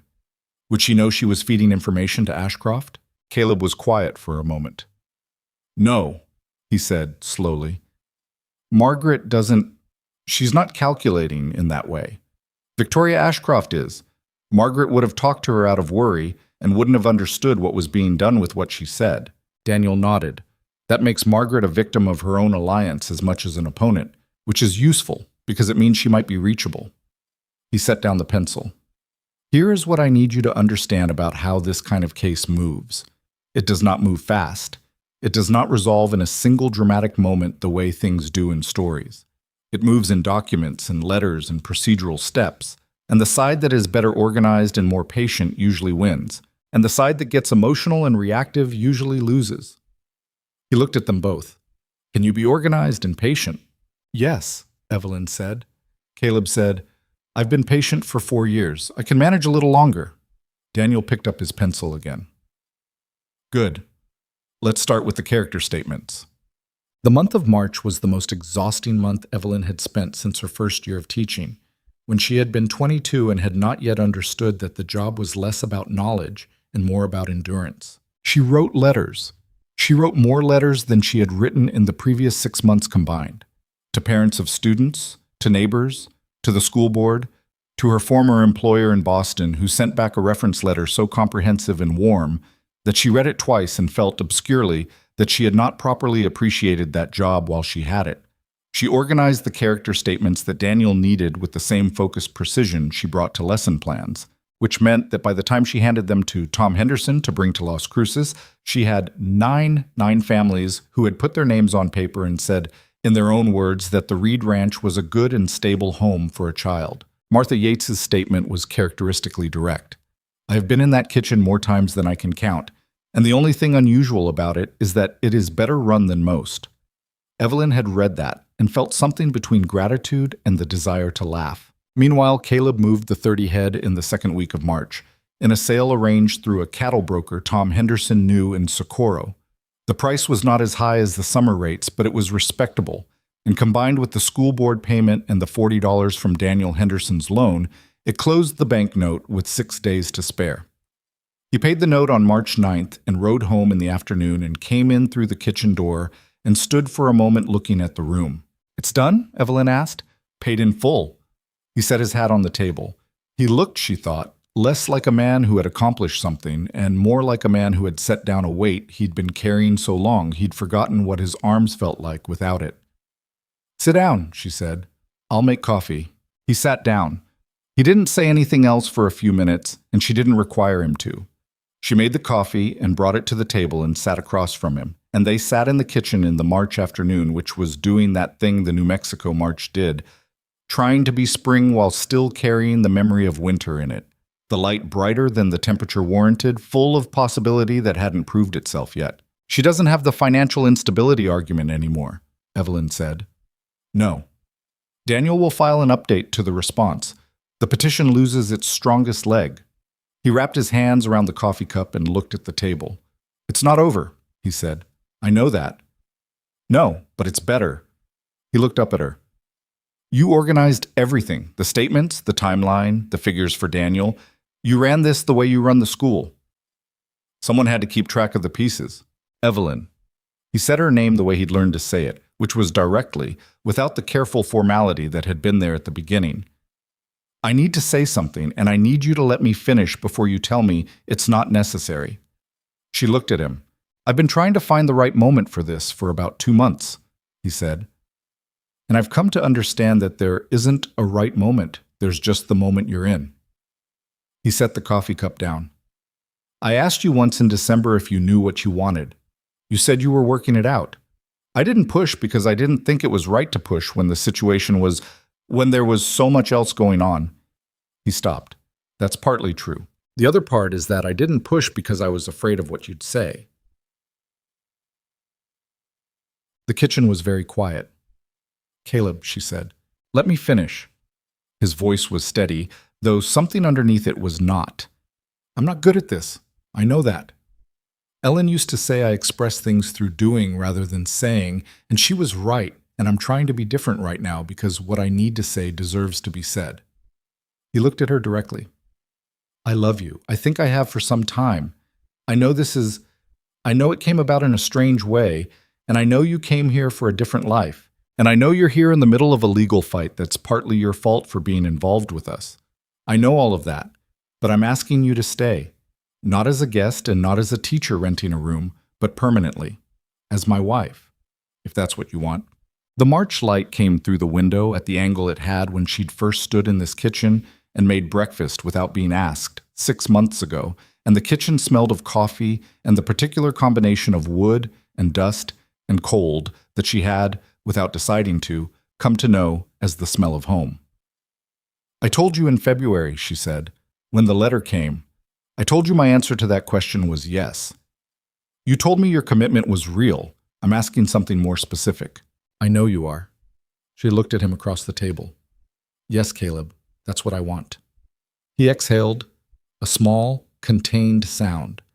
The sound of a man releasing something he had been holding for a long time with careful hands. He reached across the table and she met him halfway, which felt right, as a metaphor and as an actual thing. his hand covering hers on the table in the March afternoon, and neither of them said anything else for a moment because the moment had enough in it already. Then Lucy appeared in the kitchen doorway, having apparently been in the adjacent room for some portion of this conversation, and said, with the expression of someone whose hypothesis has just been confirmed by available evidence, finally. The community meeting happened on a Saturday in the middle of March. It had been Martha Yates's idea, which meant it was a good one. The school board held quarterly meetings at the Calenas Secas meeting hall anyway, and Martha had gone to the chair, a man named Peter Aldridge, who was fair if cautious, and told him plainly that there were community matters concerning the school and the Reed family that needed public airing before they continued to circulate privately and do damage. Aldridge, who was also tired of the rumors and had his own opinion of where they had originated, agreed. Evelyn had argued with this plan. A public meeting gives Margaret and Victoria a platform, she said, sitting across from Martha at the Yates kitchen table 2 weeks before. Whatever we say, they get equal time to counter it. They've already been countering it for 2 months in every social visit and church pew and dry goods purchase in the county, Martha said. The difference is that when it's public, people are accountable for what they say. Things said in rooms have no consequences. Things said on record do. What if it goes badly? Martha looked at her with the level patience of someone who has thought through a problem longer than you have. Do you know anyone in this community who has been in your kitchen and come away thinking the situation was wrong? Evelyn thought. No. Then trust that. Martha picked up her teacup. The problem is that the people saying bad things about you are saying them to people who haven't been in your kitchen. A public meeting puts the people who have been in your kitchen in the same room as the people who haven't. That changes the picture. Evelyn thought about this for a moment. You've done this before. I've lived in small communities my whole life, Martha said. I know how they work. They're not kind when they decide to be unkind, but they're also not permanently unkind. And they correct themselves when someone makes the correction public and specific. She set down her teacup. Come to the meeting. Bring Lucy. Let people see what they're actually deciding about. The meeting hall held 60 people when it was full. On that Saturday, it held 73, because word had traveled the way word always did out here, and people had come from as far as 15 miles in wagons and on horseback, some of them with children, some of them alone. And the room had the specific charged quality of a space in which something important is about to happen, and everyone present knows it. Victoria Ashcroft was there, in the third row, with 2 of the women who were known to be part of her social circle. She wore the clothes she wore to things that mattered, not ostentatious, but precise, the kind of outfit that said, I belong in important rooms. Margaret Hollis had come from Las Cruces, which meant she had known about the meeting in advance through whatever channel Victoria had used to tell her. She sat beside Victoria with the expression of someone who was less certain than the person beside her, but had come too far to back out. Caleb and Evelyn sat in the front with Lucy between them. Lucy had her braids done. She was wearing her best dress and sitting with her hands folded in her lap, with a composure that was partly her nature and partly, Evelyn suspected, performance. The kind of performance a child produces when they understand that how they appear matters and they are determined to appear correctly. Peter Aldridge opened the meeting with the careful neutrality of a man who did not want to be there but had decided to be useful since he had to be there anyway. He summarized the purpose: a community discussion regarding the school, the conduct of its teacher, and concerns that had been raised about the welfare of a child in the community. Victoria Ashcroft spoke first. She was good at it. Evelyn had expected that and prepared for it, but it was still instructive to watch, the way she framed everything as concern, as care, as the reluctant but necessary voice of someone who had the community's best interests at heart and regretted having to speak at all. She talked about standards. She talked about stability. She talked about the importance of clear family structures for children who had experienced loss. She did not say anything directly false, which was the most dangerous kind of opposition. Margaret spoke after her, shorter and less polished, but with a genuine emotion that was harder to dismiss than Victoria's precision. She talked about Ellen, about Lucy's eyes and how they looked exactly like her sister's, about wanting to make sure those eyes were in a home that honored where they came from. In the front row, Lucy looked at her aunt while she spoke with an expression that was complicated and honest. She loved her aunt. Evelyn had always known that, and the love did not cancel the problem of what her aunt was doing. And Lucy was old enough to hold both of those things at once, which was a hard thing for a child to do.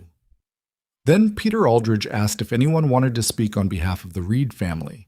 What happened next was the thing Evelyn would think about for a long time afterward. On different days, in different moods, the details she returned to when she needed to remember why the place she had landed by accident was worth every difficult thing it had cost. 11 people spoke, not in order, not in coordination. They stood up one after another, in the unhurried way of people who had things to say and intended to say them and had not rehearsed the sequence. Tom Henderson talked about the fence repair that Evelyn had identified and the efficiency with which the ranch had reorganized its finances. His wife talked about her daughter coming home from lessons, knowing words she hadn't known the week before, and more importantly, knowing how to think about what those words meant. The Colliers, who had 5 children in the school and had been among the most skeptical when Evelyn first arrived, stood up together, and Robert Collier said, in the blunt way that was his only register, "I've been in that kitchen a dozen times. There's nothing wrong in that kitchen. There's a child being raised properly and a ranch being run properly, and I don't know what's being protected by telling people otherwise, but it's not Lucy Reed." One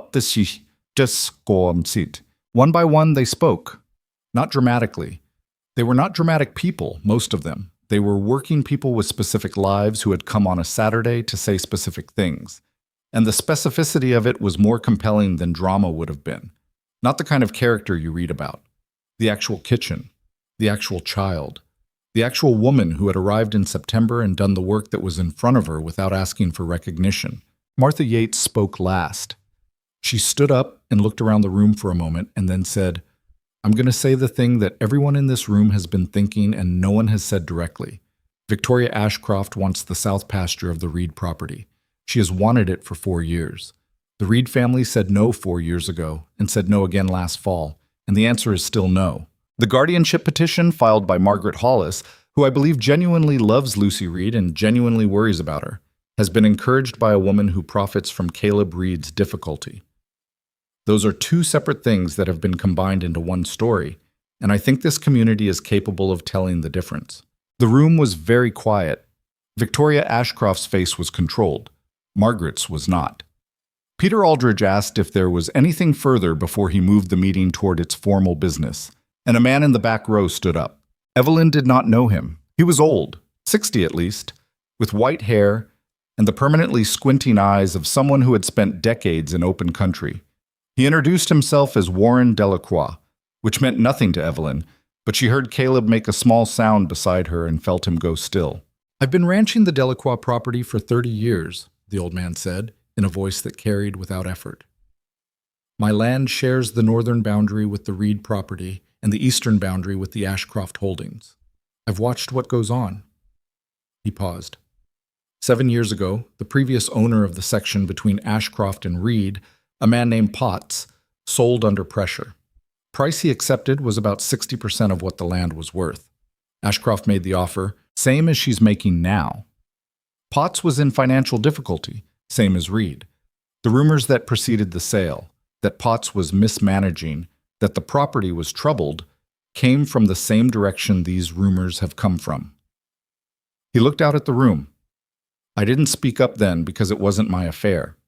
I'm speaking up now because twice is a pattern, and a pattern is everyone's affair." He sat down. The room held its silence for a moment. Then, in the particular way that community sentiment shifts when it has been given what it needed to shift, a fact, a witness, a specific connection between things that had seemed unconnected, the quality of the air in the room changed. Victoria Ashcroft stood up. "Mr. Delacroix's characterization of the Potts transaction is—" "Are you denying it?" Martha Yates asked from across the room. The question landed in the silence. Victoria's expression stayed composed, but something behind it did not. "I'm saying it's more complicated than—" "Are you denying it?" Martha asked again, the same words, the same tone. Victoria sat down. Margaret Hollis was looking at the woman beside her with an expression that was going through several things in quick succession. Confusion, recognition, and something that was either betrayal or the beginning of it. The moment when you realize that the person you have been trusting has been using what you gave them, and what you gave them was your dead sister's child. The hearing with the Las Cruces family court was scheduled for April 15th. It did not happen because Margaret Hollis withdrew the petition on April 11th. She wrote Caleb a letter. Evelyn was not there when he read it, but he brought it to her afterward, folded, and she read it at the kitchen table. It was not a long letter. Margaret said that she had come to understand that her concerns, however genuine, had been shaped by a person whose interests were not aligned with Lucy's welfare or her own. She said she was withdrawing the petition not because she no longer cared about Lucy, but because she now believed Lucy was where she should be. She ended by saying that she hoped, in time, to be a different kind of presence in Lucy's life than she had been, the kind that came in good faith and stayed in her lane. It was, Evelyn thought, a letter written by someone who had absorbed a painful thing and decided to be honest about it, which required more than the petition itself had required. She didn't have to write that, she said. No, Caleb agreed. She didn't. I think she loved Ellen very much and transferred that love to Lucy, and then couldn't see clearly because of it. I know she did. His voice was even. I'm not angry at her. I was. I'm not now. Evelyn looked at the letter. You should write back. I was going to. Tell her she can visit, on her own, without Victoria Ashcroft's version of events shaping the visit. Let Lucy know her mother through someone who actually knew her. He looked at her for a moment. That's generous. It's practical. Lucy has a right to her mother's family, and Margaret has a right to her niece, if she's in the room, honestly. She folded the letter. She made a mistake and she's correcting it. People who do that deserve a response to the correction, not just to the mistake. He took the letter back. He stood at the table for a moment, looking at it. You know what I keep thinking about? What? That you got on the wrong train. He looked up at her. That everything comes down to the fact that you fell asleep on a train and missed a stop and ended up in Colinas Secas, New Mexico, on a Monday in September. He shook his head slightly. That's a hell of a margin. Life runs on narrow margins, she said. The wide ones are just the ones we convince ourselves were inevitable afterward. He looked at her the way he'd looked at her since December, not the measuring look of the early months, when he was trying to decide what she was, but the other kind, the one that had decided and was just looking. I'm glad you fell asleep, he said. So am I. She stood up from the table. Now, Lucy needs help with the algebra problem she's been avoiding for 3 days, and I need you to reinforce that it isn't optional, because apparently my authority has limits. He almost smiled. What are the limits of your authority, exactly? Apparently anything involving fractions and the word therefore. I'll talk to her. Good. And Caleb. She stopped at the doorway. Write to Margaret today. Don't wait. He said, Yes, ma'am, in the tone he'd developed for the moments when he was giving in gracefully and wanted her to know he was doing it on purpose. And she went to find Lucy. Victoria Ashcroft did not come to the wedding. She was not invited, which meant her not coming was not a statement, but simply an absence. And Evelyn thought that was actually the right outcome. Not drama, not confrontation, just the natural conclusion of a situation in which a person who had tried to use the community against the Reeds found that the community had made its choice. The wedding was on a Saturday in late April, small and direct in the way that both of them preferred. The Colinas Secas Justice of the Peace, the kitchen of the Reed Ranch cleared and arranged by Martha Yates and 3 other women who had opinions about flower arrangements and expressed them freely. Cooper in his best shirt looking like he'd been warned not to cry and was losing the battle. Lucy in the dress that had been let down one final time and was now precisely the right length. The ceremony was short. The Justice of the Peace was a practical man who understood that the words were the important part and did not require the occasion to be larger than the words. Caleb said what he meant in the way he said everything, directly, without ornament, looking at her while he said it. Evelyn said what she meant too, and she meant it more completely than she had meant anything she'd planned in 26 years of careful planning. When it was done, Lucy took both their hands simultaneously, one in each of hers, small and matter-of-fact, and held them for a moment without saying anything, which said everything. Later, when the guests had eaten Martha's pie, and Tom Henderson had made a toast that was short and sincere, and Cooper had in fact cried and been teased about it in the way that meant he was loved, and the afternoon was going long and gold, and the land outside was doing what the April land did, opening up, greening at the edges, Smelling of the particular promise of a season beginning, Evelyn stood at the fence of the north pasture where she had stood in October with Caleb in the early morning and watched the horses, and she thought about the margins of things. The margin between Colinas Secas and Harding's Crossing, measured in a missed train stop. The margin between staying and leaving, measured in a 7-year-old on a porch railing asking if she knew how to make pie. The margin between the life she had planned and the one she was standing in, which was 6 months wide and had contained more of the things that mattered than the 26 years before it. She heard footsteps behind her and did not turn. She knew them now, the way she knew the sound of the house at night, and the sound of Lucy's particular way of coming down the stairs, and the sound the gate made when the wind hit it from the south. Caleb came and stood beside her at the fence. "Everyone's asking for you," he said. "I know. I'll be there in a minute." He leaned on the fence post the way he had in October, and they stood together looking at the horses in the April evening, June moving slow at the edge of the pasture, Amos standing in the particular motionless way he had that suggested deep contemplation, or possibly just the sun in a comfortable position. "You okay?" he asked. "More than okay." She looked at the land, at the enormous, indifferent, specific sky. "I'm trying to remember what I was planning," she said.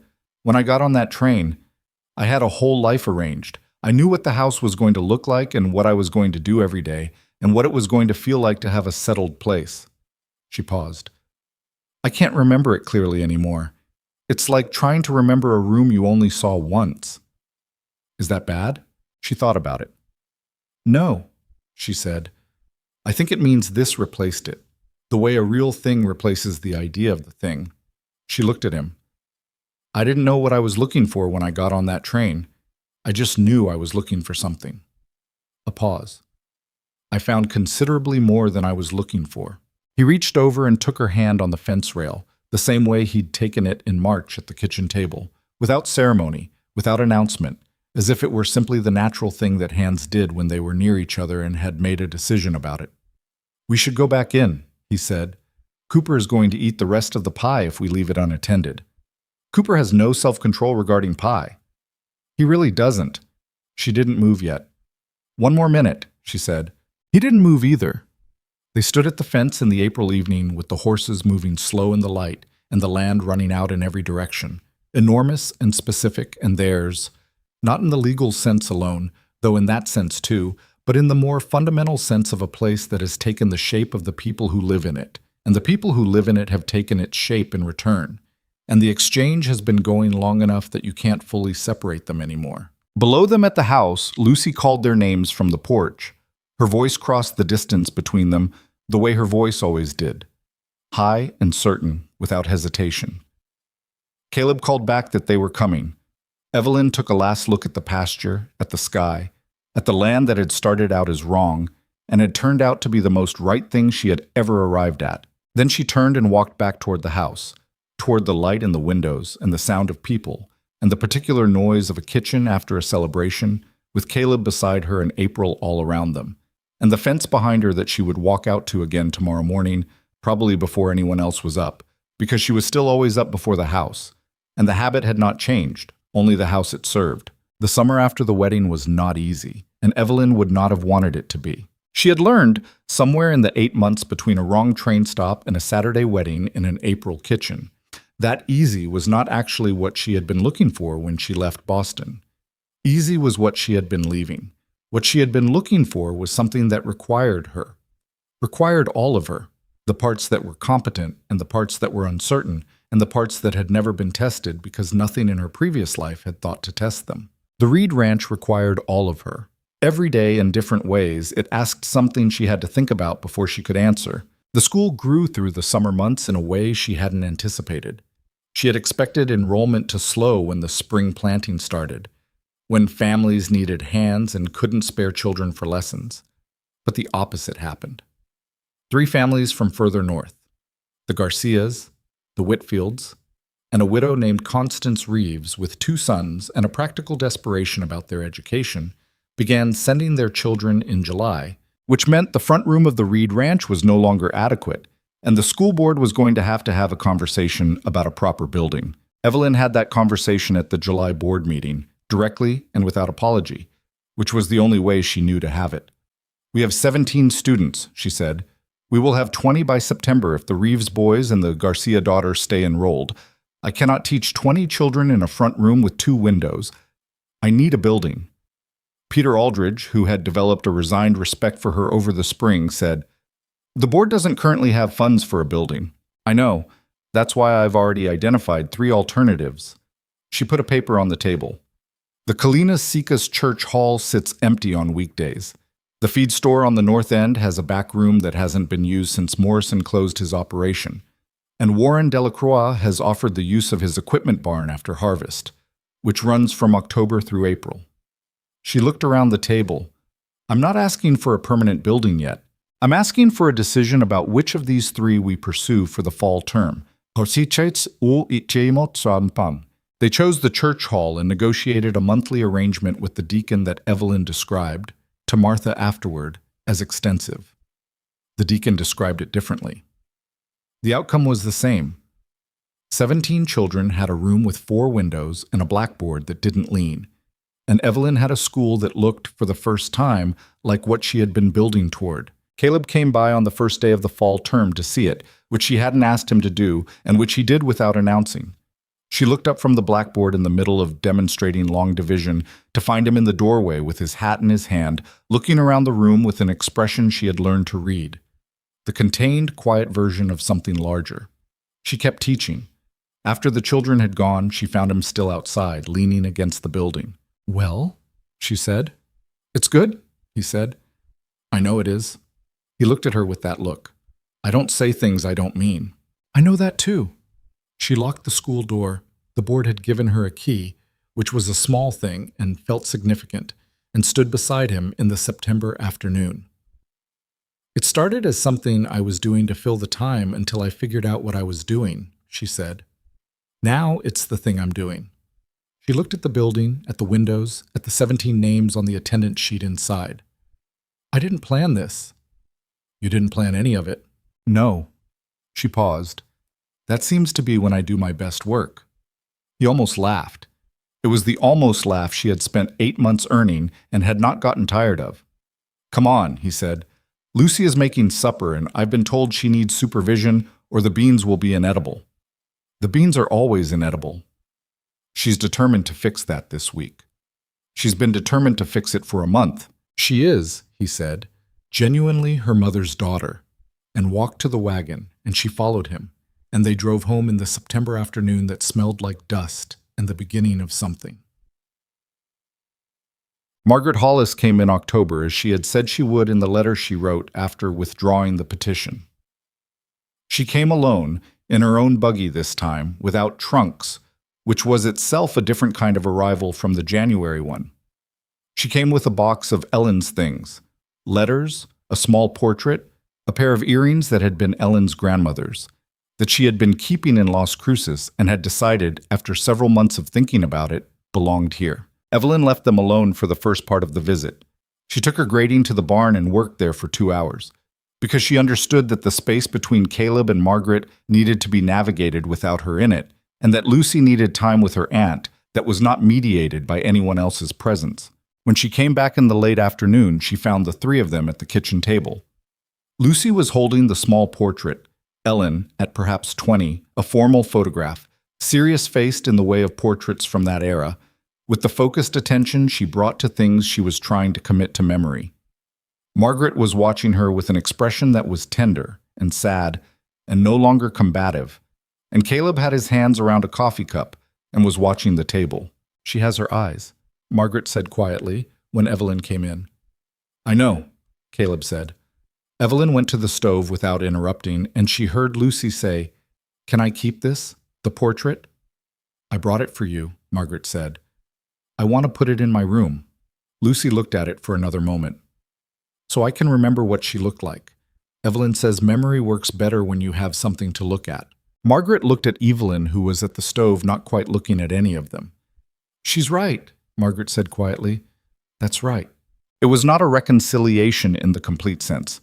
You could not fully reconcile what had happened in January and February with a single October visit.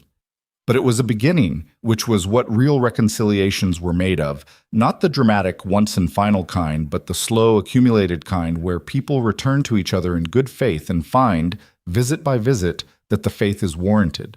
Margaret stayed 2 nights. She slept in the room that had been Evelyn's before it was the spare room, before it was the guest room, under the quilt that had been Ellen's. On the second morning, she came down early and found Evelyn in the kitchen, as most people eventually found Evelyn in the kitchen when they came down early, and she sat at the table without much ceremony and said, "I owe you an apology." "You wrote one," Evelyn said. "I wrote Caleb one. I owe you a direct one." Margaret looked at her hands. "I came here in January with my mind already made up, which means I wasn't actually looking at what was here. I was looking for what I expected to find." She paused. "What I expected to find was someone who had taken advantage of a situation. What was actually here was this." She gestured vaguely at the kitchen, which was what she meant by this. All of it. The functioning home, the tended house, the braided child upstairs. "I'm sorry for the harm I caused, and I'm sorry for what I gave Victoria Ashcroft without understanding what I was giving her." Evelyn brought 2 cups of coffee to the table and sat across from her. "Did you know what she was doing?" "No." Margaret's voice was flat and certain. "I knew she had an interest in the land. I didn't understand. I thought her interest in Lucy's welfare was genuine. It wasn't, or it was only genuine insofar as Lucy was useful to her." She looked at the table. "She and Ellen were never truly close, I think. I didn't see it clearly at the time. Ellen made everyone feel close to her. It was a quality she had." She was quiet for a moment. "Lucy has it too." "She does," Evelyn agreed. "She's not mine to raise," Margaret said. "I understand that now. But I'd like to know her, if you and Caleb are willing." "We're willing." Evelyn looked at her steadily. "She needs to know where she came from. The parts of her that are Ellen. She deserves to know those parts have a history, a family, a face and a photograph that she can keep in her room and look at." She paused. "That's not a threat to this family. That's part of it." Margaret Hollis looked at her for a moment. The appraising look. The same one from January, but without the machinery of opposition behind it. Just looking. "You're not what I expected," she said. "So I've been told." Margaret nodded once and picked up her coffee, and the conversation became quieter and more ordinary after that. The 2 of them in the early morning kitchen, which was the most honest time to be in a kitchen with someone, before the day's arrangements and performances had begun.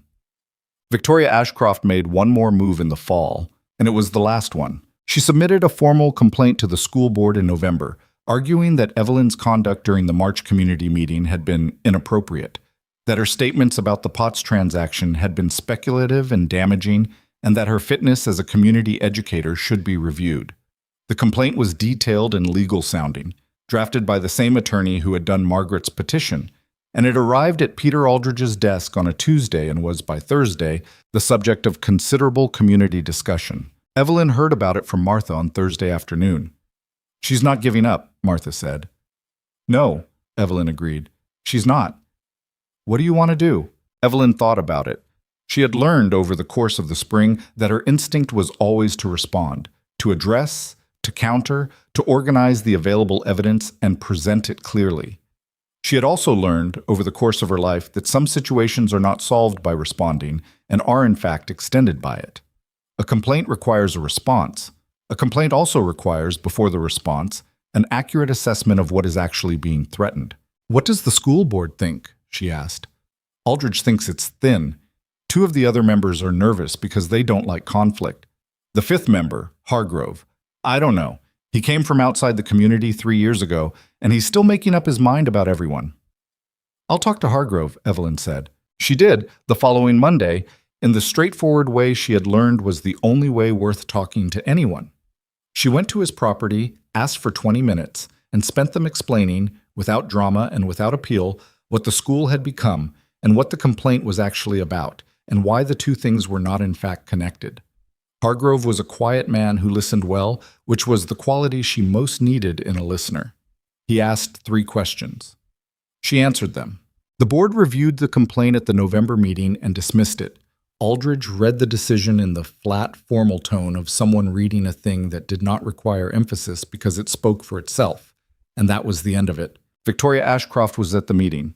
She heard the decision with the controlled face she brought to things that did not go her way, and she left afterward without speaking to anyone, and Evelyn watched her go and felt, not triumph, which was not quite the right emotion, but something more like completion.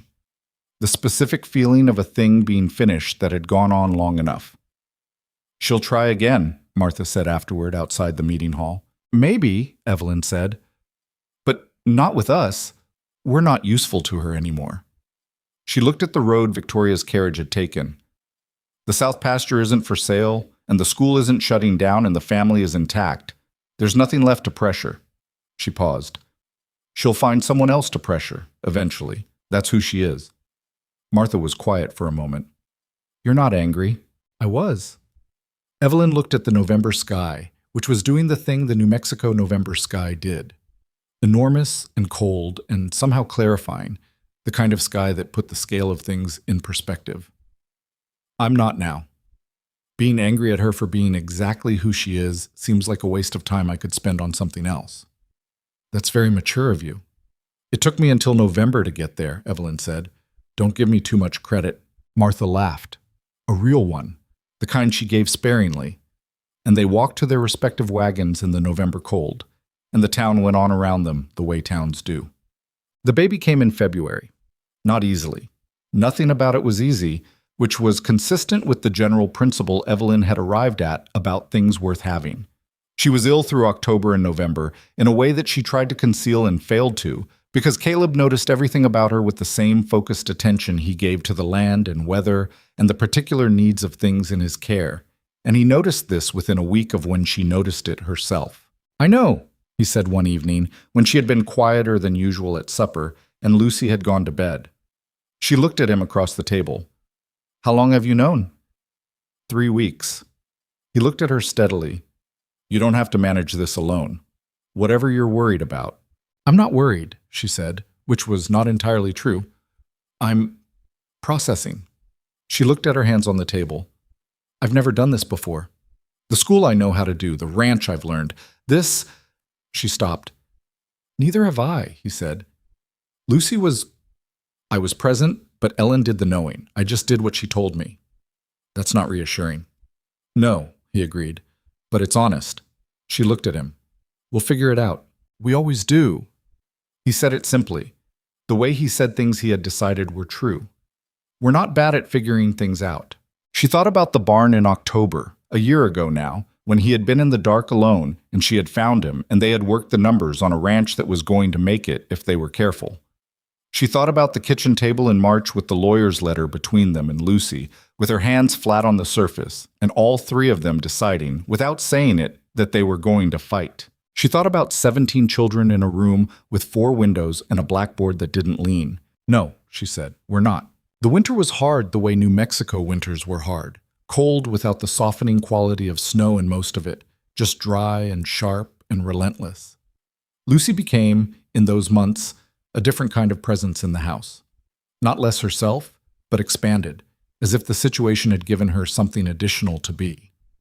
She helped without being asked in the particular way she had always done things she cared about, quietly and specifically, without the performance of helping. She brought tea when Evelyn was ill and did not make a production of it. She asked questions about the baby with the focused curiosity she brought to all new information. Practical questions about size and timing and what things would need to be arranged. "Will the baby sleep in your room or mine?" she asked in October. "Our room," Evelyn said. "At first. And then?" "We'll see. There's time to figure it out." Lucy thought about this. "I don't mind sharing," she said after a moment. "If the baby needs to be near someone." A pause. "I slept in Papa's room for almost a year after Mama died. He didn't say anything about it, but I think it helped him." Evelyn looked at this child. 9 now, with her braids and her serious eyes that were exactly like her mother's photograph and exactly like herself, which was the same thing and a different thing simultaneously. "It helped both of you," she said. "Probably." Lucy returned to her book. "I'm just saying, babies need to be near people." I know. And we have enough people. Evelyn looked at her for a moment. Yes, she said. We do. What? The boy was born on a Thursday in February, in the room that had been the spare room and was now the room where Caleb and Evelyn slept under the quilt that had been Ellen's. The doctor came from Colinas Secas in the gray morning and was there by the time it mattered and was gone by afternoon, and what remained after he left was a house that was the same house and also completely different, in the way that houses are different when they have a new person in them. They named him James, after Evelyn's father, who had died when she was 12. The name had been sitting in her for a long time without an occasion, and now it had one. Caleb held him with the careful, slightly terrified attention of a man who knew he had done this once before and had not gotten less frightened of dropping something irreplaceable. Lucy looked at him for a long time from the doorway and then came in and sat on the edge of the bed and said, with the gravity she reserved for important observations, "He's very small." "All babies are small," Evelyn said. "He looks like Papa." "He looks like a baby," Caleb said. "Papa looks like a baby." "That doesn't—" He stopped, recognizing the argument. "Thank you, Lucy." She looked at James with the assessing expression she had. "Can I hold him?" "Tomorrow," Evelyn said, "when we've all slept." "Okay." She stayed on the edge of the bed for another moment, looking at her brother, and then at her father, and then at Evelyn with an expression that was complicated in the way 9-year-olds are complicated when they have felt something important and have not yet decided whether to say it or hold it. She said it. "I'm glad you missed the train." Evelyn looked at her. "So am I," she said. "More every day." Lucy nodded as if this confirmed something she had always believed but appreciated having confirmed, and went to bed. Cooper left in the spring, not badly, not as a departure, but as a next step, the way young men leave places when they have learned what the place had to teach them and have somewhere to be.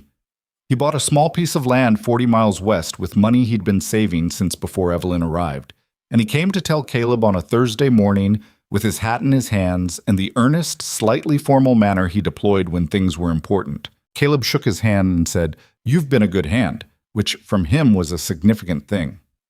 Cooper looked at Evelyn and said, "I wouldn't have known about the smokehouse door if you hadn't pointed it out," which she recognized as his version of something much larger, and she said, "Good luck with the land," and meant it. He left on a Tuesday. The ranch was quieter without him, and they hired a man named Ruiz in June who was competent and self-sufficient and had the enormous advantage from Caleb's perspective of not requiring much management.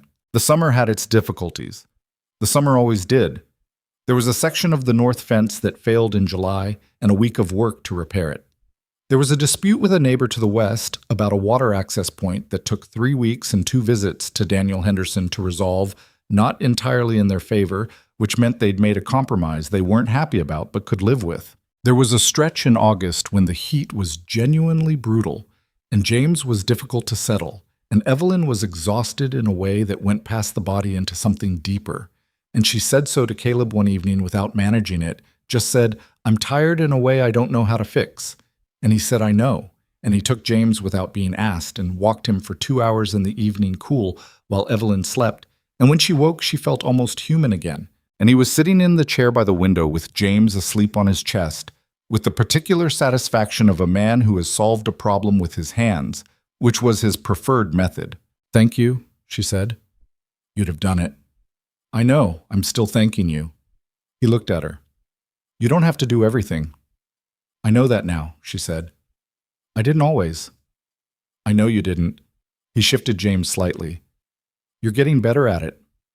"Don't push it," she said, and he almost smiled, and the summer evening settled around them, warm and imperfect, and entirely their own. What Evelyn understood, a year and a half after a wrong train stop in a territory she hadn't planned to be in, was something she could not have understood before it, which is the thing about the most important lessons. They are only available after you have already gone through the thing that teaches them. She had come west with a plan. The plan had been reasonable.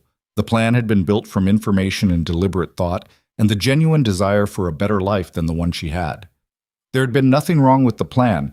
The plan had simply been replaced by something that the plan could not have contained, because the plan was made of what she knew, and what she knew was not enough to imagine what was waiting for her in Colinas Secas, New Mexico, on a Monday in September 1887. She thought about this sometimes in the early mornings, standing at the north pasture fence with her coffee, which remained her best thinking time.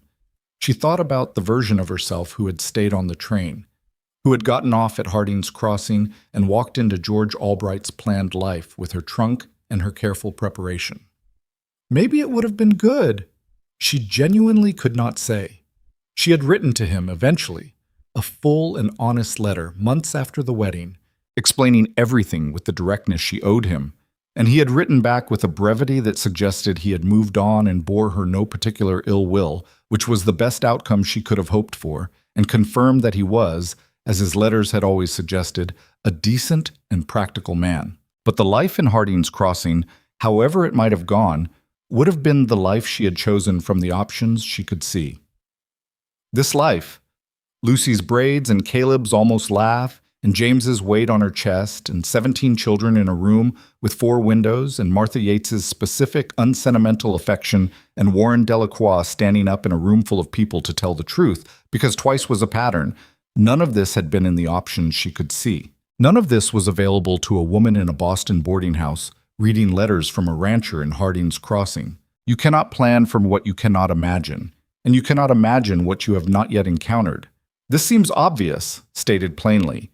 It is not obvious at all when you are the kind of person who has spent most of your life planning, who has organized her intelligence around the preparation for things before they arrive. The hardest thing Evelyn Hart had ever learned was not a thing that could be taught in a classroom. And it was this: the life worth living is usually not the one you designed. It is the one you had the courage to stay in when it turned out to be different from what you expected. She had wanted to leave. She had packed a trunk. She had sat in a wagon 6 miles down the road to a train station and opened her mouth and said, "I need to send a letter instead of keep driving," and that small, uncertain, barely decided thing was the hinge on which everything turned. Not a grand choice, not a dramatic declaration, just a woman on a wagon bench who was not quite ready to go and said so, imperfectly, without knowing what she was saying yes to. That was what courage looked like, she had come to believe. Not certainty, not the absence of doubt, not the confident stride toward a known destination, just the willingness to say, "Not yet, not yet. Something here is not finished." On a morning in October, a year and 1 month after she had stood at this fence and talked to Caleb about the horses for the first time, in the early light before the ranch woke, Evelyn stood at the north pasture fence with her coffee and listened to the land. James was inside, asleep. Lucy was inside, probably already reading, the particular morning quiet of a child who wakes before she has to because she prefers it. Caleb was in the barn. She could hear the specific sounds of the barn occupied by a man who knew it. June. The bay mare moved toward the fence, slow and deliberate, and stopped a few feet away and looked at her with the calm, undemanding attention that Evelyn had always found restful about horses. She had gotten better at riding over the year. Not good. She was still more competent than graceful on a horse, but better. Caleb had taught her on Sunday mornings with the patient precision of a man who understood that teaching is specific and calibrated to the student, which was something she appreciated for professional reasons. "I know," she told June. "You don't have to look at me like that." June continued looking at her. "I'm perfectly adequate on horseback, and you know it." The barn door opened, and Caleb came out, crossing the yard toward her. He came to stand beside her at the fence, which was where he had stood that first morning, and he was quiet for a moment, which was his natural state, and she was quiet too, which was something she had become better at in a year of being around a man for whom silence was not absence, but presence. "Lucy's up," he said. "I know, she's reading." James slept. All night, finally. He leaned on the fence post. He looked at the mare, who looked back at them both with the same equanimity.